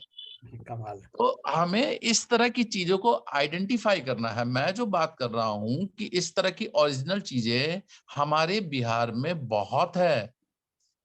We need to identify that thing. हमें उस चीज को बस बढ़ाना है। बीइंग एज ए थोड़ा अगर हमें जो थोड़ा बहुत एक्सपीरियंस है, हम उस चीज को गाइड करके लोगों को समझा सकते हैं, ऐसा करो हो सके। But this is the right time कि हम यूट्यूबर्स, सोशल मीडिया इन्फ्लुएंसर तैयार करते हैं। अगर वो सीडिंग हो जाती है तो फिर वो वही चीज जो है सीरीज, सीरियल और फिल्म मेकिंग में जो है सो टर्न अप हो जाता है। तो डेफिनेटली ये चीजें हो सकती है। इस चीजें के चीजों को करना चाहिए, फिजिकली भी करना चाहिए, ऑनलाइन तो करना ही चाहिए। अब वो इजी हो सकता है तो वो होना चाहिए। इसकी रूपरेखा पे बात की जा सकती है मेरे ख्याल से कि कैसे क्या होगा। And we should all contribute. What I feel. दूसरी बात सर, आपका बेसिकली दूसरा जो क्वेश्चन मुझे ये समझ में आया कि क्या मतलब कोई ऐसा ग्रुप है जो इस चीज को बिहारी इस चीज को ये करता है। तो सर क्या है कि हर जगह नॉट एग्जैक्टली बिहार, हर तरह के जब जो कोई जो डोमिनेंट ग्रुप होता है ना, वो किसी को एंटर नहीं करना दे देता। उसका एस्टेब्लिश बिजनेस है, उसका एस्टेब्लिश सारी चीज है, तो उसको लगता है कि ये मेरा कॉम्पिटिटर क्यों बनेगा, तो वो नहीं करना चाहता है। और उस चीज में क्या होता है कि हम बीइंग एज ए बिहारी थोड़ी से मार्केटिंग में कम होते हैं, हमें जो पीआर हमारी कमजोर होती है, हम अपना बिजनेस करना नहीं जानते हैं, हम ज्यादा पढ़ लिख ले, अपनी बातें बता दे वो या अपनी बात कर ले, उस पे हम ज्यादा रहते हैं पढ़ने वाले। बट जो गुजरातियों वाली थॉट है ना कि धंधा से बड़ा वो जो है ना कि धंधा से बड़ा कोई धर्म नहीं होता, धर्म से बड़ा कोई धंधा नहीं है, ये बहुत हद तक सर सही है कि वो बिजनेस आना चाहिए, कुछ हद तक आना नहीं चाहिए तो जानना तो चाहिए कि हम अपनी जगह कैसे बना सकते हैं। तो नॉट एग्जैक्टली कि वो ग्रुपिंग है, वो क्या है, वो कोई भी है, जैसे जैसे जैसे अब करण जौहर है या कोई बड़े हैं, तो उनके आसपास के जो लोग हैं उसको आसानी से काम मिल जाता है। यहाँ के टैलेंट, चाहे वो सुशांत सिंह राजपूत की बात हो या कोई भी बाहर से आए व्यक्ति को, बहुत स्ट्रगल करना पड़ता है उस जगह पहुंचने के लिए, और हर तरह की कोशिश होती है। अच्छा, वो कोशिश जो है कोई डेलिबरेट नहीं होती कि नहीं इसको रोकना है, वो स्ट्रक्चरल चीजें हैं। बिल्कुल, बहुत अच्छा। वो ऐसा है कि वो आपको एंटर नहीं करने देंगे। It's not a deliberate thing, पर वो ऐसा है। और जो तीसरा सवाल सर आपका था कि क्या फंडिंग और इस चीज को लेके वो है, ऐसी चीज है, तो बेसिकली क्या होता है सर कि जो अर्थ है, अर्थतंत्र है, वो हर चीज को जो है ना डिराइव करता है, वो क्रिएटिविटी को भी डिराइव करता है। अब बहुत हद तक जो है सो इस चीज को लेके फिल्म इंडस्ट्री तो उस चीज को ले है ही कि चलो आपने बहुत दिमाग लगा लिया, आपने क्रिएटिविटी कर ली, फिल्म बना ली, लेकिन व्हाट, थिएटर तक कौन पहुंचाएगा उसको जनता कैसे देखेगी, वहां पब्लिक तक वो पहुंचेगा कैसे, उसकी मार्केटिंग कैसे होगी, लोग को पता किससे लगेगा कि आपने ये कमाल की चीज बनाई है। तो ये पहलू बिल्कुल डिफरेंट हो जाता है। तो उसमें क्या होता है कि मनी और फाइनेंस एक डोमिनेंट रोल प्ले करता है। और जब हम इस चीज को समझ लेते हैं, हम जिस चीज को कर लेते हैं, जिसमें हम एक्चुअली हम बिहार के लोग थोड़े कमजोर होते हैं, जो मैं पर्सनली फील करता हूँ, आई डोंट नो, तो उसको दूर की जा सकती है, वो बहुत बड़ा चैलेंज नहीं है। धन्यवाद। अगला सवाल ले। मैं अगला जरा सवाल मनिंदर जी की बातों पे थोड़ी बात मैं भी रखूं क्या? जरूर जरूर बहुत जरूर। सारी चीजों का जवाब दे दिया अनिल भाई ने, लेकिन जो मामला जो जैसे किताब कल्चर की उन्होंने बात की, तो समाज बदलता है और नए समाज के साथ जब टेक्नोलॉजी आती है तो हम बहुत पुराने तरीके से नहीं सोच सकते किताब कल्चर के बारे में, क्योंकि आज कहीं भी हैं, किसी भी शहर में हैं, तो हमारे पास बहुत आसान सुविधा है कि हम किताब हमारे घर पे पहुंच जाए। बहुत सारे ऐसे फ्लिपकार्ट हो चाहे अमेजन हो। तो एक जमाने में जो गांव में लाइब्रेरी बनाने की कोशिश होती थी, वो कितना अब वर्क करेगा नहीं करेगा इसके बारे में मुझे कोई वैसा अंदाजा नहीं है। जहां तक थिएटर कल्चर की बात है, बिहार बहुत समृद्ध थिएटर कल्चर रहा है। पटना में इप्टा का पूरा आंदोलन रहा है, बेगूसराय इप्टा में रहा है एक जमाने में, जब दक्षिण बिहार हो गया, बिहार जो था वो अब झारखंड हो गया, तो कतरासगढ़ में इप्टा की बड़ी मतलब शानदार परंपरा रही है। आज आप पटना को ही आप देख लीजिए, या दरभंगा में जिस किस्म का थिएटर कल्चर अभी मैं देख रहा हूँ। एक लड़का है साहनी, श्याम साहनी, वो वहां से उठ करके एनएसडी गया और एनएसडी से लौटने के बाद दरभंगा में थिएटर कर रहा है। हालांकि पूरे हिंदुस्तान में वो थिएटर कर रहा है, और थिएटर यूनिट की एक इकाई दरभंगा में बहुत अच्छे से थिएटर कर रही है उसने, बल्कि बहुत सारे फेस्टिवल्स की। अभी अभी 2 महीने पहले वहां पे एक बहुत बड़ा फेस्टिवल हुआ दरभंगा में, जहां देश भर की टीमें आई और उन्होंने नाटक किया। तो हो क्या रहा है कि मुझे एक बड़ी अच्छी बात, अनुपम मिश्र एक बड़े पर्यावरणविद रहे हैं, उनकी एक बात बड़ी अपील करती है कि भाई हम दरअसल समाज को सिखाने के अंदाज में हमको नहीं आना चाहिए, है ना, समाज से क्या हम सीखते हैं, है ना। हम प्रॉब्लम क्या है कि हम देने की हैसियत में आ जाते हैं, देने की मुद्रा में आ जाते हैं, है ना। हम जा करके अपने समाज में कितना रह करके वहां से लेने की कोशिश करते हैं। मैं मतलब प्रदीप जी बड़े जांबाज किस्म के आदमी हैं कि उन्होंने इतना लंबा शहरी जीवन छोड़ने के बाद गांव में जाकर के, और मुझे नहीं लगता कि गांव के लोगों को सिखाने के लिए वो गांव गए, है ना। उस एक माहौल को समझ करके उसमें कैसे हम मर्ज हो सकते हैं। मतलब अनिल जी ने पता नहीं, बट मैंने तो बिहार में शूट किया, मैंने पूरी एक सीरीज बिहार में शूट की है। और बहुत पुरानी बात नहीं है, कोविड से ठीक पहले 2019 में हमने पूरी एक सीरीज एमएक्स प्लेयर के लिए शूट की थी। बहुत ही पॉपुलर सीरीज हुई थी, हालांकि बहुत अप टू मार्क नहीं है मेरे हिसाब से, लेकिन फिर भी था। और जितनी आसानी से बहुत सारी चीजें हुई, और जितने कमाल के लोग जो है वो जुड़े, वो अपने आप में एक मतलब लगता था कि भाई एक वीरान किस्म की जगह पे हम काम नहीं कर रहे, एक हैपनिंग प्लेस पे हम कुछ कर रहे हैं, जहां हमको कोई भी किरदार मिल रहा है और हमारी फिल्म में आ रहा है, और मुंबई से गए हुए एक्टर से ज्यादा बेहतर हमको आउटपुट दे रहा है। तो जो समाज मतलब बेहतर स्थिति में है, उसको भी एक तो अंडरलाइन करने की जरूरत है। दूसरा एक और पर्यावरणविद का मैं नाम लेता हूँ, दिनेश कुमार मिश्र। उनकी नदियों पे बड़ी किताबें हैं, बिहार की नदियों पे। उनकी एक किताब में मनिंदर सर एक बड़ा दिलचस्प जिक्र हुआ कि बिहार से चलने वाली जो रेलें हैं, उसका नाम श्रमजीवी एक्सप्रेस क्यों है ना, या इस तरह का कोई एक और नाम। तो बिहार की छवि जो है वो इस रूप में भी है कि बिहार से मजदूरों की एक बड़ी टोली एक जमाने में मोरंग जाती थी, फिर कलकत्ता जाती थी, फिर पंजाब लुधियाना जाने लगी। तो एक परसेप्शन बना, उस परसेप्शन के हिसाब से हर जगह जो है वो डील किया जाएगा, जब तक परिस्थितियां, जब तक बहुत सारी चीजें बदलेंगी नहीं। वो हमारे आपके करने से नहीं, समाज को भी चाहना होगा कि हमको बदलना है, हमको करना है। तो मैं सुशांत सिंह राजपूत के पूरे एपिसोड को उसी रूप में देखता हूँ। और अनिल जी ने बहुत कमाल की बात की स्ट्रक्चरल मसले को लेकर के, तो वो है। और मतलब जैसी संगति होगी वैसा हमको स्पेस मिलेगा। नहीं तो दो नाम बड़े कमाल के छूट गए हैं।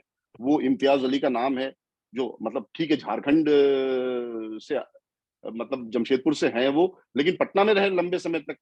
एक और सज्जन है जिनके साथ हमारा लंबा एसोसिएशन भी रहा, राजकुमार गुप्ता, हजारीबाग, है ना। नीरज पांडे का नाम लिया ही। और एक बड़े कमाल का आदमी है राजशेखर, सहरसा का लड़का। जब वो हिंदी बोलता है तो लगता है कि पूरा बिहार, मतलब बिहारी जो एक अंदाज है वो उसके पूरे व्यक्तित्व में है। लेकिन वो आज की तारीख में सबसे मुझे लगता है कि कामयाब गीतकार है। तो लोग जब आगे बढ़ते हैं तो अपने लिए रास्ता बनाते हुए चलते हैं, और ऐसा नहीं है कि कोई उनको जबरदस्ती सिर्फ इस वजह से रोकने की कोशिश करेगा कि यार ये तो उस इलाके का है, इसको थोड़ा दबाओ, है ना। वो शमशेर बहादुर सिंह की बड़ी कमाल की कविता है ना कि बात बोलेगी हम नहीं। तो अंततः जब आपकी बात जो है वो असर करेगी, तो आप कौन है, क्या है, वो सब पीछे छूट जाएगा। तो पल्लवी जी कुछ सवाल करना चाहती हैं, उनका एक जवाब, मतलब मैंने देखा एक नोट, है ना। Good evening sir. Good evening Anil sir. Sir एक सवाल है कि going back to Avinash sir का जो टॉपिक था कि रियलिटी, जब हम लोग अभी डिस्कस कर रहे हैं तो हम लोग रियलिटी में बोल रहे हैं कि बिहार बहुत पिछड़ा हुआ है, या वहाँ बहुत सारी दिक्कतें हैं, या बहुत सारे लोग वहां से निकल के वापस नहीं जाते। लेकिन अगेन मैचिस्मो के बारे में जब हम बात करते हैं तो बिहारियों को बिल्कुल उल्टा रिप्रेजेंट किया जाता है सिनेमा में। इमोशनलेस, एंग्री, बहुत फिक्स्ड दायरा है उनका, उसी में उनको रखा जाता है और वैसे ही उनको दिखाया जाता है कि वो ऐसे ही होते हैं। तो ये कॉन्ट्रडिक्शन कैसे हो गया? एक तरफ तो हम मान के चल रहे हैं कि वो सोशली और इकोनॉमिकली काफी पिछड़े हुए हैं, इसीलिए श्रमजीवी एक्सप्रेस है क्योंकि वहां से माइग्रेशन बहुत ज्यादा होता है। और दूसरी तरफ जब हम बात करते हैं तो हम दिखाते हैं कि बहुत ज्यादा लाउड है, बहुत ज्यादा अग्रेसिव होते हैं। जब वो बड़े शहर में भी जाते हैं तब भी बिहार ही नहीं, जो अपना हिंदी हार्टलैंड है, यूपी के भी लोग, मध्य प्रदेश के भी लोग दिखाए जाते हैं, लेकिन उन्हीं लोगों को फिर पिछड़ा भी बोला जाता है। तो ये क्या ये जो हिस्ट्री ऑफ फ्रिक्शन रहा है कि वो लोग जाते हैं वहां पे बहुत स्ट्रगल होता है, इस वजह से है या कोई और कारण है? मुझे लगता है कि जो सवाल आपने किया है उसमें आपने जवाब भी दे दिए, और मैंने शुरू में कह दिया था कि मैं मतलब आइडियोलॉग के बतौर चीजों को नहीं डिकोड करने की मतलब क्षमता वाला आदमी हूँ। तो बेसिकली मैंने अपनी बात में ये रखा था कि अगर रेफरेंस हो मतलब किसी कैरेक्टर का, तो उस रेफरेंस के अगेंस्ट या उसको ध्यान में रखते हुए बात की जा सकती है कि ऐसा मतलब है और ये थोड़ा ज्यादा है ना, मतलब या बिल्कुल कॉमन हो गया है ना, मतलब एक छवि को हम ज्यादा इस्तेमाल कर रहे हैं और बहुत सारी छवियों को इग्नोर करके। तो मैंने कहा कि कहानियों की तादाद जब बढ़ेगी, है ना, एक कहानी बिहार से आई और उसको लोगों ने हाथों हाथ लिया, तो उस तरह की कहानियों के लिए स्पेस बना, उस तरह के किरदार के लिए स्पेस बना। जब मतलब कहानियों की बहुतायत होगी तो फिर बहुत सारे किरदार आएंगे और उसमें अलग अलग तरीके से लोगों को देखने की कोशिश की जाएगी। बहुत सारे लोग कर रहे हैं अभी भी कोशिश। अब होता क्या है कि बहुत सारा मामला राजनीतिक सामाजिक रूप से चीजों के बारे में समझ बनाने का है। जैसे लालू जी का उदाहरण मैं देना चाहूंगा। लालू प्रसाद जी को जिस तरीके से एक छवि में कैद करके लोग समझते हैं, या उनके बारे में जो कहानियां बाहर में बताई जाती हैं, जो महारानी फिल्म में भी जो वहां का पूरा राजनीतिक परिदृश्य आया है फिक्शनलाइज रूप में उनके समय का, वो वैसा ही है जैसा आप पल्लवी जी कह रही हैं, है ना।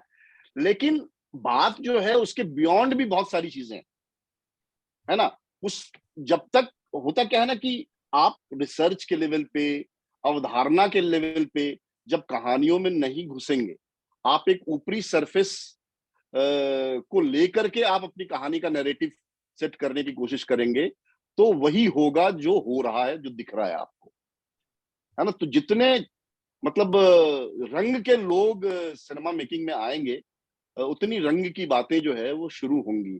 फिलहाल तो जो स्थिति है उसको समझे जाने की जरूरत है, और जिसमें आपका भी योगदान हो सकता है, मनिंदर सर का योगदान हो सकता है, और अनिल और प्रदीप जी का भी योगदान हो सकता है। धन्यवाद। 3 क्वेश्चन हैं हाथ उठे हुए। मैं इन तीनों को, सबसे पहले असद को, और फिर देवानंद कामत, और फिर विजय चौधरी जी। असद, आप अपना सवाल पूछ सकते हैं। प्लीज कैमरा ऑन कर लीजिए। ये विजय चौधरी जी वही है क्या? अच्छा, वो मतलब मुझे लगा कि पटना वाले हैं। पटना के ही हैं, लेकिन ये इतिहासकार हैं। हाँ, मतलब जो म्यूजियम में थे वही विजय जी है। हाँ। अरे वाह। असद अपना सवाल रखें, और किससे पूछ रहे हैं ये भी बताएं। नहीं, मेरा सवाल नहीं है, मेरी कुछ ऑब्जर्वेशन है, अगर आप आज्ञा दें तो मैं कहूँ। संक्षेप में। हाँ, संक्षेप में। देखिए, बात दरअसल क्या है, हमें नब्ज को ऊपर हाथ रखना पड़ेगा। समस्या है कहाँ? बात फिर आ गई, यहाँ कुछ लोगों ने परसेप्शन की बात की है, और परसेप्शन जो है बिहारियों का ही नहीं, मैं पूर्वी उत्तर प्रदेश से हूँ, गाजीपुर से। परसेप्शन यूपी और बिहार का एक जैसा है बाहर। मतलब आप यूपी और बिहार से बाहर जब आप निकलते हैं तो आपको हीन दीन और इस प्रकार से मतलब हिकारत थोड़ा सा देखा जाता है। मुझे अच्छी तरह याद है, मेरे पिताजी बताते थे जब वो दिल्ली आए नौकरी करने, तो हम गाजीपुर से हैं, पूर्वी उत्तर प्रदेश से, भोजपुरी मदर टंग है मेरे घर के लोगों की, मेरे परिवार के लोगों की। तो वो भोजपुरी एक्सेंट से बोलते थे तो उनका मजाक उड़ाते थे उनके सहकर्मी, जो ज्यादातर पंजाबी थे। उसके बाद जैसे सिनेमा की बात कही गई है, नजीर हुसैन के बाद भोजपुरी फिल्म इंडस्ट्री का पितामह शायद कोई रहा नहीं।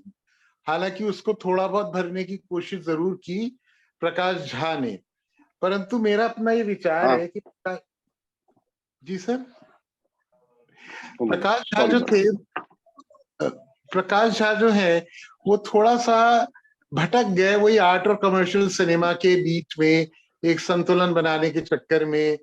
तो उन्होंने मतलब माधुरी दीक्षित जैसे लोगों को भी फिल्मों में लिया, अच्छी भूमिकाएं दी उनके, खासकर मृत्युदंड तो बहुत ही अच्छी फिल्म थी। मगर जैसे उसके बाद में, मगर मैं आपको एक बात बताऊं, देखिए एक जैसे बराबर में बिहार के बंगाल है, तो बंगाल में सत्यजीत रे ने उठा के विश्व पटल पर रख दिया और भारतीय सिनेमा को और बहुत आगे तक ले गए। उस प्रकार में प्रतिभा की कोई कमी नहीं है बिहार में। और ये बात मैं एक इसलिए भी नहीं कि मैं आपको एक बात कहना चाहता हूं कि दिल्ली यूनिवर्सिटी में अगर बिहार से बच्चों को हम एडमिशन ना दें तो 2 डिपार्टमेंट में तो बहुत बुरा हाल हो जाएगा। वो शायद उन्हीं के कारण चल रहे हैं, एक है हिस्ट्री और एक है पॉलिटिकल साइंस। ज्यादातर बच्चे यहाँ आते हैं सिविल सर्विसेज के लिए, वो उनमें से बहुत कम लोग कामयाब होते हैं, परंतु उसके बाद वो बच्चे बहुत कुछ करते हैं, ऐसा नहीं है। अभी अनिल की बात चल रही थी, अनिल शायद भूल गए हो, अनिल को मैंने भी पढ़ाया, मैं देशबंधु कॉलेज में तब एडहॉक में हुआ करता था।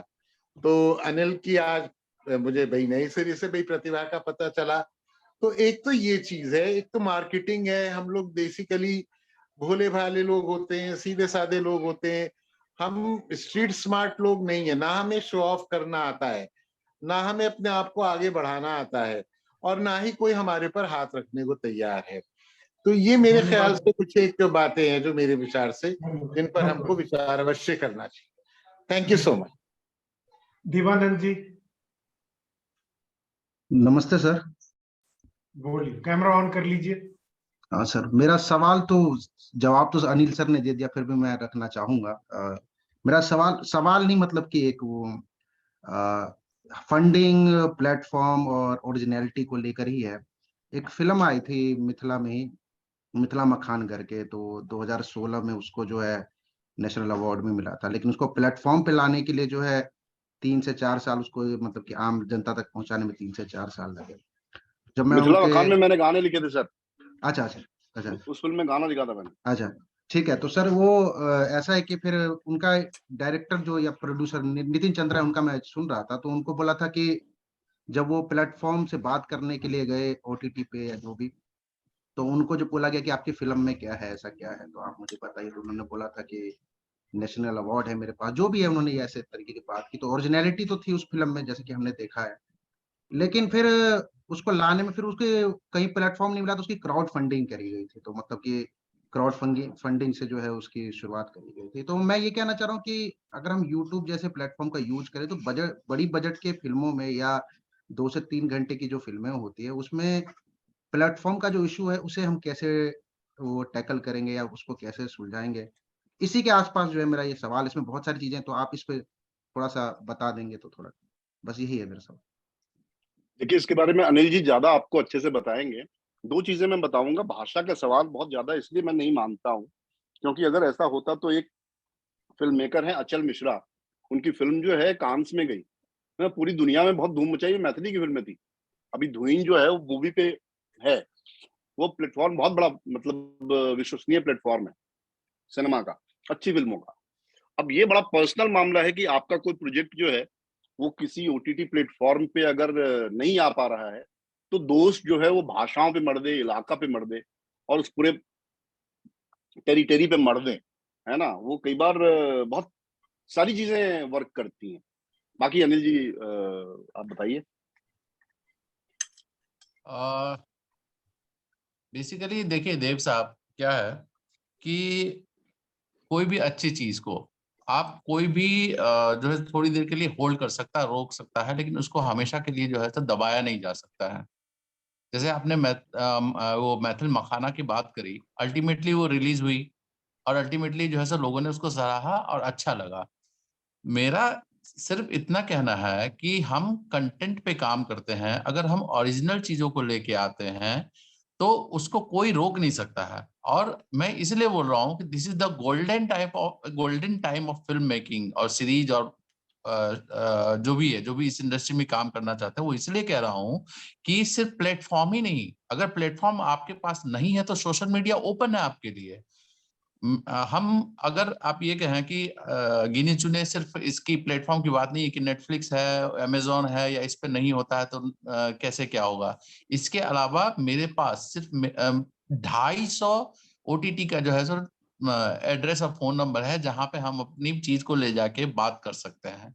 बात हमको वहां तक पहुंचने की है, समझे आप? तो इसलिए अगर हम कंटेंट पे काम करते हैं तो हम अपनी चीजों को बार्गेन करके उस लेवल पे ले जा सकते हैं। हमें खुद पे यकीन करने की जरूरत है, अपने सब्जेक्ट पे यकीन करके काम करने की जरूरत है। धन्यवाद। विजय जी, आप कुछ पूछना चाह रहे हैं? विजय जी कृपया कैमरा ऑन कर लें। हाँ बिल्कुल बिल्कुल। सबसे पहले तो मैं अविनाश जी अनिल जी दोनों को बहुत बहुत धन्यवाद देता हूँ। मेरे लिए बिल्कुल एक नया क्षेत्र था और बहुत ही मजे हुए ढंग से। अविनाश जी ने तो पहले कह दिया कि मैं अकादमिक नहीं हूँ, लेकिन जब वो बोलने लगे तो मुझे लगा कि किसी भी मजे हुए अकादमिक से ज्यादा अच्छे ढंग से वो बोले। और इतना सर, सबसे पहले आपको मैं नमस्कार करना चाहता हूँ। और पटना में मैंने बहुत आपको सुना है और बहुत बार मिला हूँ, आपको याद नहीं होगा, उस समय बहुत दुबला पतला लड़का हुआ करता था। मुझे बहुत सुखद आश्चर्य हुआ कि हम लोग का पहले परिचय था, लेकिन बहुत अच्छा लगा। और मेरा जो है वो दो तरह की बात मैं करना चाहता हूँ। एक तो एक व्यवहारिक प्रश्न करना चाहता हूँ जो जिसके साथ मैं जुड़ा हुआ हूँ। मैं बिहार विरासत विकास समिति में आजकल काम करता हूँ और उससे हम लोगों ने 3 डॉक्यूमेंट्रीज बनाई है। 3 डॉक्यूमेंट्रीज बनाई है जो कि ऐतिहासिक टॉपिक्स पर है। एक अशोक का बिहार के साथ क्या संबंध रहा है, और अशोक का जो पूरा 8-10 मिनट का वो डॉक्यूमेंट्री है, उसमें आप इमेजिन कर सकते हैं कि कितनी ड्रामेटिक बातें आई। और हम लोगों ने खास के ऐसा किया है कि जो मॉन्यूमेंट्स जुड़े हुए हैं अशोक के साथ, जो क्षेत्र जुड़े हुए हैं, उस पे बहुत ऑथेंटिक ढंग से हमने उसको फिल्म बनाने की कोशिश की है। और इसमें जो बहुत ही ऑथेंटिक हिस्टोरियंस हैं, जैसे प्रोफेसर नयनजोत लाहिड़ी हैं अशोक यूनिवर्सिटी में, या फिर एक आर्कियोलॉजिस्ट हैं, इस तरह के लोगों से उसको फिर बैकग्राउंड में बातें कहवाई।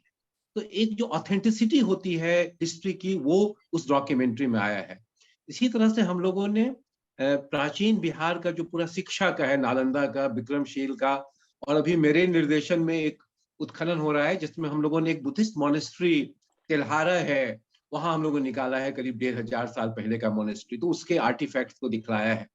तो मैं ये जानना चाह रहा था आप दोनों से कि इसको किस तरह से हम लोग ब्रॉडकास्ट करें, किस तरह से इसको ज्यादा से ज्यादा लोगों के पास पहुंचाएं, क्योंकि हम लोगों ने तो बना दिया इसको, और हम लोग इससे, चूंकि ये सरकार के पैसे से बनी है, तो इससे हम लोग पैसा भी कमाना नहीं चाहते। हम लोग का पर्पस है कि कैसे इसका अच्छा से प्रचार हो। तो ये एक मेरा व्यवहारिक या जिस चीज से जुड़े हुए हैं, तो आप लोग का जो इंसाइट्स है और अनुभव है, उससे लाभ उठाना चाहते हैं। दूसरा, हमको ये लगता है कि जो बिहार का जो एक एडवांटेज है, वहाँ की हिस्टोरिसिटी है, और वो हिस्टोरिसिटी जो है वो बहुत ही जेन्युइन है। और हमको याद आ रहा था कि किस तरह से एक बिल्कुल नालंदा के रुइंस पर बिल्कुल उससे बिल्कुल अलग देवानंद और हेमा मालिनी का जो जोनी मेरा नाम में शूटिंग हुआ था, तो कोई हिस्टोरिसिटी से जुड़ा हुआ नहीं था, लेकिन फिर भी इतना अच्छा वो लोकेशन लगता है। तो और जब ऑथेंटिक हिस्टोरिसिटी की बात होती है और उस तरह की फिल्म्स बनाई जाए, तो फिर बिहार एक बहुत बड़ा वेन्यू बन जाता है शूटिंग के लिए। दूसरा, अनिल जी से हम ये गुजारिश करना चाहेंगे कि आपने बिल्कुल सही कहा कि यहाँ पर बिहार सरकार से कुछ करवाना बहुत मुश्किल है, और आपकी निराशा को मैं बिल्कुल समझ सकता हूँ। और मैं खुद ही सरकार के तंत्र में बरसों काम किया, तो हम जानते हैं कि कितना मुश्किल है यहाँ कुछ भी आगे बढ़ना। लेकिन फिर भी हमको लगता है कि शुरुआत में, जैसा आप कह रहे थे कि उत्तर प्रदेश किस तरह से 150 करोड़ एक्वायर किया है बनारस के आसपास, तो सरकार की जरूरत पड़ेगी। और मुझे ये लगता है कि अभी जो यहाँ का बिहार सरकार का जो संस्कृति मंत्रालय है, उसमें जो फिल्म निगम कॉरपोरेशन है, उसमें फॉर्चुनेटली अभी कल्चर सेक्रेटरी जो आई हैं, वो उनको फिल्म से बहुत दिलचस्पी है। और ये जो फिल्म बनी, हम लोगों ने विरासत समिति से बनाया, उसमें उनका भी बहुत ही इनिशिएटिव रहा है। तो हमको लगता है कि इस फोरम को हम लोग जाने नहीं दें, इस फोरम को हम लोग एक्टिवेट करें, और बहुत जरूरी है, खासकर शुरुआत में पैर जमाने के लिए सरकार की मदद लेनी होगी। कोशिश ये करनी है कि किस तरह से प्रोएक्टिव होकर के और किया जाए इस चीज को। और जैसा मैंने बताया कि एक थोड़ा सा एक फेवरेबल ग्राउंड है, क्योंकि जो सेक्रेटरी आई हैं वो फिल्म निगम की भी अभी उन्होंने अपना चार्ज ले लिया है इसको एक्टिवेट करने का। तो ये एक इंफॉर्मेशन देना चाहते थे। तो मैं बहुत बहुत धन्यवाद देता हूं कि आप लोग और प्लीज आप रिस्पॉन्ड कीजिए किस तरह से हम लोग आगे बढ़ सकते हैं। एक मिनट, सर यदि लगता है कि इस सवाल का जवाब फोरम पे दिया जा सकता है तो ठीक है, वरना ये भी हो सकता है कि इसके लिए विजय जी को सीधी मदद की जाए। आप दोनों टेलीफोन नंबर शेयर कर सकते हैं, तो एक ऑब्जर्वेशन के बाद इसको और आगे परस्यू करने की जरूरत है। जी अविनाश जी। नहीं, मैं सिर्फ यही कह रहा था कि कुछ सिनेमा जो है वो हमारे समय और समाज का विजुअल दस्तावेज है, और उसमें बहुत सारी चीजें आनी चाहिए, इत्तेफाक से नहीं आ पा रही है। और डॉक्यूमेंट्री के लिए हमारे ओटीटीज पे वैसा ही स्पेस है जैसा बहुत अच्छी किताबों के लिए जो है वो मतलब एकेडमिक या वैचारिक किताबों के लिए जो है वो फिक्शन ज्यादा बाजारू चीज है ना। पोएट्री भी आप उस तरीके से देख सकते हैं। तो सिनेमा में जो बहुत इंटरनेशनल लेवल की डॉक्यूमेंट्रीज है जो पूरी दुनिया में बहुत तरह से सराही गई हैं, उनके लिए तो स्पेस बन जाता है। लेकिन ऐसे जो एकेडमिक डॉक्यूमेंट्रीज हैं उसके लिए स्पेस बनाए जाने की जरूरत है, और अभी तक नहीं है। मतलब दुर्भाग्य से जो है अभी तक नहीं है, और वो कैसे बना सकते हैं इसके बारे में बात की जा सकती है। बाकी तो विजय जी को सुनना अपने आप में एक ऐतिहासिक अनुभव है, एक थ्रिल है, तो मजा आया। अनिल कुछ बोलना चाहेंगे आप? बेसिकली सर आपने बिल्कुल सही कहा। जो विजय साहब ने जो सवालात हैं और उसका जो है वो एक्चुअली वो उसको वो एक काफी कुछ चीजें हैं जिस पे डिस्कस की जा सकती है। तो ये अच्छा रहेगा कि हम उनसे पर्सनली डिस्कस कर लें और जो भी चीज है वो हमको सजेस्ट कर दें कि क्या क्या पॉसिबिलिटी है, क्या कैसे किया जा सकता है। और क्योंकि उसमें काफी कुछ प्रॉस एंड कॉन्स समझाने पड़ेंगे, काफी चीजें हैं कि आगे तक उसको कैसे लाया जा सकता है। बट एक चीज मैं जरूर मेंशन करना चाहूंगा कि अगर आपके पास मोबाइल फोन है, जो आजकल हर किसी के पास है, तो you can start filming with a 0 budget. So जीतना तो होना ही चाहिए, बाकी तो दुनिया है जीतने के लिए। और कोई सवाल? कोई हाथ उठ रहा है? सत्यनारायण जी कुछ पूछना चाहते हैं। सत्यनारायण प्रसाद जी न्यूज। जी बहुत बहुत धन्यवाद। आप सभी उपस्थित जो हमारे विद्वान हैं, जो हमारे वक्ता हैं, सबसे पहले तो आप सभी बधाई के पात्र हैं कि ऐसे कार्यक्रम जिसमें बहुत सारे लोगों का अनुभव हम लोग आपस में बांटते हैं, शेयर करते हैं, उससे हम लाभ उठाते हैं। मैं जब अनिल जी बोल रहे थे तो मुझे अपने गांव, अपने बचपन की याद आ रही थी, और इसलिए मैं जब फिल्म मेकिंग की बात पर थोड़ा सा अगर पीछे जाऊं तो मैं समझता हूं कि मैं जो छोटा था तो हमारे जो मिथिला है, मिथिला बेसिकली उस समय कला और संस्कृति, खासकर नाट्य कला वगैरह में और गायन कला में बहुत ही अहम भूमिका अपनी जगह बनाए हुए थे। लेकिन समय के अनुकूल, मतलब समय के अनुकूल हम अपने को ढाल नहीं पाए, और जिसके कारण हमारी जो धरोहर थी, बहुत सारी जो हमारी संपत्ति जिसको कह सकते हैं, एसेट जिसको कह सकते हैं, वो खोता चला गया। मुझे याद है कि जब बचपन में हम लोग दरभंगा जाते थे तो वहाँ पर जहाँ पर अभी वर्तमान में JMIT है, वहाँ पर एक किला हुआ करता था, वहाँ पर कई फिल्म का शूटिंग हुआ था। और फिल्म ऐसी कि बहुत ही महत्वपूर्ण, जिसमें कि एक फिल्म था जिसमें आपको याद होगा कि छोड़ी पतर की गे मारे गुललवा पिया उड़ जाए। इट वाज सुपर हिट, बहुत अच्छा। और उसके बाद कई फिल्म का शूटिंग वहां पर हुआ था। हमारे जो राज किला वगैरह था उसमें बहुत अच्छा ये था। उसके बाद हम नाटक वगैरह के माध्यम से बहुत सारे कलाकार को भी वो वहाँ पर निर्माण किए थे, और समय के अनुसार उनको आगे बढ़ने से हम लोग कोताही अपने को हम लोग उनको आगे बढ़ा नहीं पाए।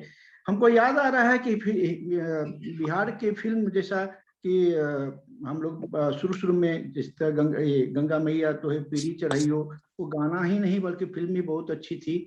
साथ साथ में एक गाना जो था लाली लाली होठवा से चुएला रस चुएला, ये सब हमारी पहचान कि बिहार के होने के नाते ये हमारे गौरवान्वित किया है। और साथ साथ में बहुत सारे फिल्म जो नदिया के पार और या फिर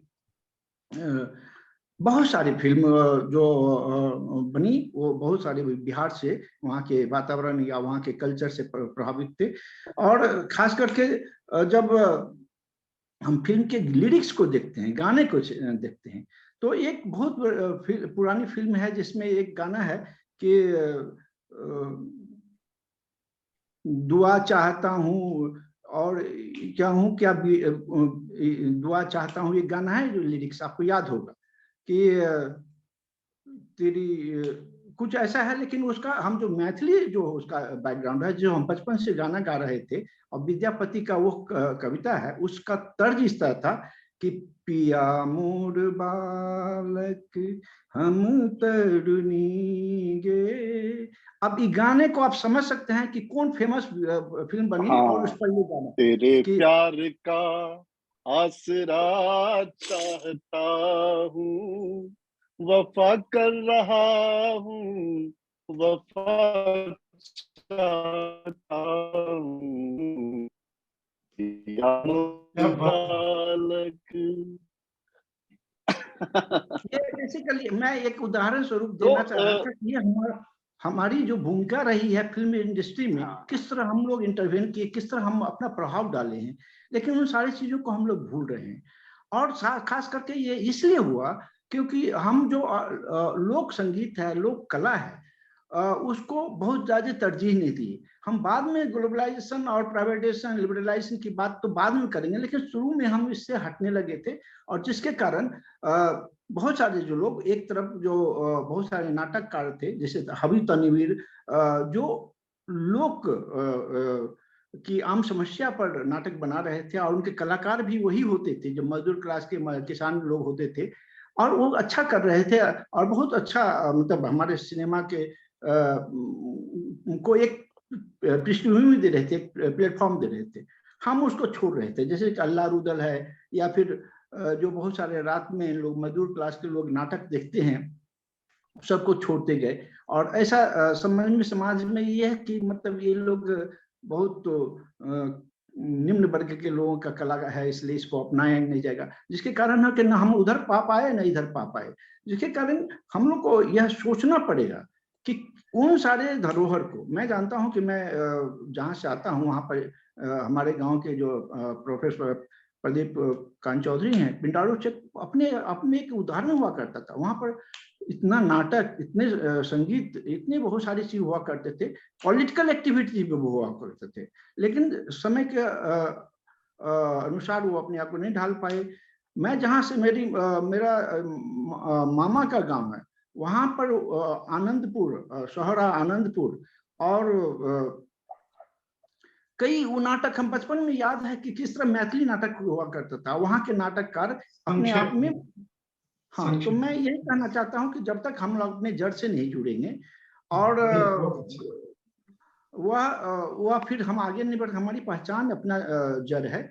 हमको याद आ रहा है कि फिल्मी मैथिली को जब अष्टम सूची में लाया गया था, तो फिल्म बनी थी एक मैथिली फिल्म, और फिल्म का ये टाइटल था छोड़ी भगले जवान।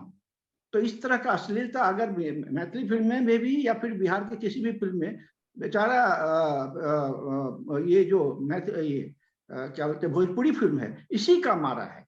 भोजपुरी फिल्म में ये सब हम जो गाने के बारे में बोले, वो भी अच्छा गाना है, कितना कर्णप्रिय, कितना सुंदर गाना है, लेकिन आज भोजपुरी फिल्म सिर्फ एक चीज के लिए जाना जाता है। इसलिए हम लोग अपने गलती से सीख लें और कोशिश की जानी चाहिए कि आने वाले समय में इन सारी चीजों को फिर से पुनर्जीवित किया जाना चाहिए। धन्यवाद। धन्यवाद। विभा दत्ता जी बहुत पहले आई थी इस कार्यक्रम में, सबसे पहले उन्होंने ज्वाइन किया था। विभा जी कोई सवाल पूछना चाहती हैं? विभा जी है नहीं लगता है, दिख नहीं रहा उनका नाम कहीं, है ना? नहीं सर, थैंक यू। है। विभा अरे कुछ वाह पूछना वाह, चाहती हैं आप? जी नहीं सर, धन्यवाद। ठीक है। और कोई सवाल? तो मैं एक दो सिर्फ अपना ऑब्जर्वेशन, क्योंकि मेरा भी एक दो तो बनता है कुछ न कुछ। अरे प्लीज। सबसे पहली बात तो ये कि सचमुच मजा आ गया। और ऐसे वेबिनार आप कॉन्क्रीट टर्म्स में यदि देखें कि टेक अवे क्या है तो कहना बड़ा मुश्किल है, ये एकेडमिक आर्टिकल नहीं है, लेकिन इतनी बढ़िया गोष्ठी रही कि इससे 2-3 प्रोजेक्ट्स निकल करके आ गए, ये तो बहुत बड़ी बात है। मुझे लगता है कि नेपाल, उड़ीसा और अगल बगल के हमारे कितने सारे छोटे छोटे राज्य हैं जो फिल्म के मामले में हमसे बहुत बेहतर कर रहे हैं। और इसमें कोई संदेह नहीं है कि बहुत थोड़ा बहुत अटेंशन दे करके भी, और इसमें कि नॉन रेजिडेंट बिहारीज हम जिनको बोलते हैं, उनकी मदद से भी कई सारे काम किए जा सकते हैं। अनिल ने जो इशारा किया कि छोटी बजट की फिल्म मोबाइल पर शूट की जा सकती है और मोबाइल पे भी छोटे छोटे बनाए जा सकते हैं फिल्म, ये एक बहुत ही अच्छा चीज है। मैं चाहता हूं कि मुझसे जो भी सहयोग होगा मैं करने की कोशिश करूंगा कि फिल्म से संबंधित वर्कशॉप्स, छोटा मोटा कम से कम 2 दिन, 4 दिन, 5 दिन का वर्कशॉप आप लोग जरूर बिहार में अलग अलग जगह करें। और उसमें आप एक तो जैसे मनिंद जी के भी बात से आइडिया आया कि डिस्टेंस लर्निंग और एक वर्कशॉप, इस दोनों को मिला करके छोटा बहुत, थोड़ा बहुत कोई गाइडलाइन। असली बात जो आप दोनों ने कही है कि स्टोरी महत्वपूर्ण है, कथा क्या है, कहने क्या चाहते हैं। यदि कथा सशक्त होगा तो कहानी में ताकत होगी तो वो जरूर कोई ना कोई सुनना चाहेगा। और सबसे ज्यादा जरूरी इसलिए कि स्टोरी टेलिंग का जो आर्ट है, स्टोरी टेलिंग जो है उसको समझा जाए। और हम लोग इस चर्चा को जारी रखेंगे। अनिल ने तो प्रपोज कर दिया कि महीने में एक आध मीटिंग, यदि फिल्म से जुड़े हुए जो लोग हैं जो बिहार से हैं और बिहार में फिल्म इंडस्ट्री को लेकर के कुछ करने की अकुलाहट है, जिसमें ये सारे लोग यदि एक प्लेटफॉर्म पर आते हैं तो ये बहुत अच्छी शुरुआत होगी। और ज्ञानोत्सव जिसके माध्यम से हम ये कार्यक्रम कर रहे हैं, ज्ञानोत्सव जो बिहार के बारे में रिसर्च करने के लिए एक प्लेटफॉर्म बना है, और बिहार पर रिसर्च करने वाले जो दुनिया भर में लोग हैं उनको एक मंच पर लाने की कोशिश है ज्ञानोत्सव द्वारा। इस ज्ञानोत्सव का यदि इसमें कोई योगदान हो पाया तो हम बहुत बहुत शुक्रगुजार होंगे। मैं एक चीज और कहना चाहता हूं, आप में से जो कोई भी यदि चाहे कि वो ज्ञानोत्सव के वेबिनार से आगे भी जुड़े रहें तो मुझे मेरे फोन नंबर पर आप अपना एक मैसेज कर सकते हैं। मैं आपको एक मेलिंग लिस्ट में जोड़ दूंगा और कोई डिस्टर्ब नहीं करेगा कोई आपको। उसके ऊपर आपको सूचना मिलेगी, आप चाहे तो ज्वाइन करें चाहे तो ना करें। मेरा फोन नंबर है 9818446601। इस फोन नंबर पर 9818446601, इस फोन नंबर पर यदि आप संदेश देंगे तो वेबिनार जो ज्ञानोत्सव के वेबिनार हैं उससे आप आगे भी जुड़े रहेंगे। मैं अपेक्षा करता हूं कि आप सब लोग बिहार के बारे में शोध को बढ़ाने में अपने अपने तरीके से योगदान करेंगे। धन्यवाद। धन्यवाद। Thank you sir, thank you so much. Thank you Asad sir. Thank you.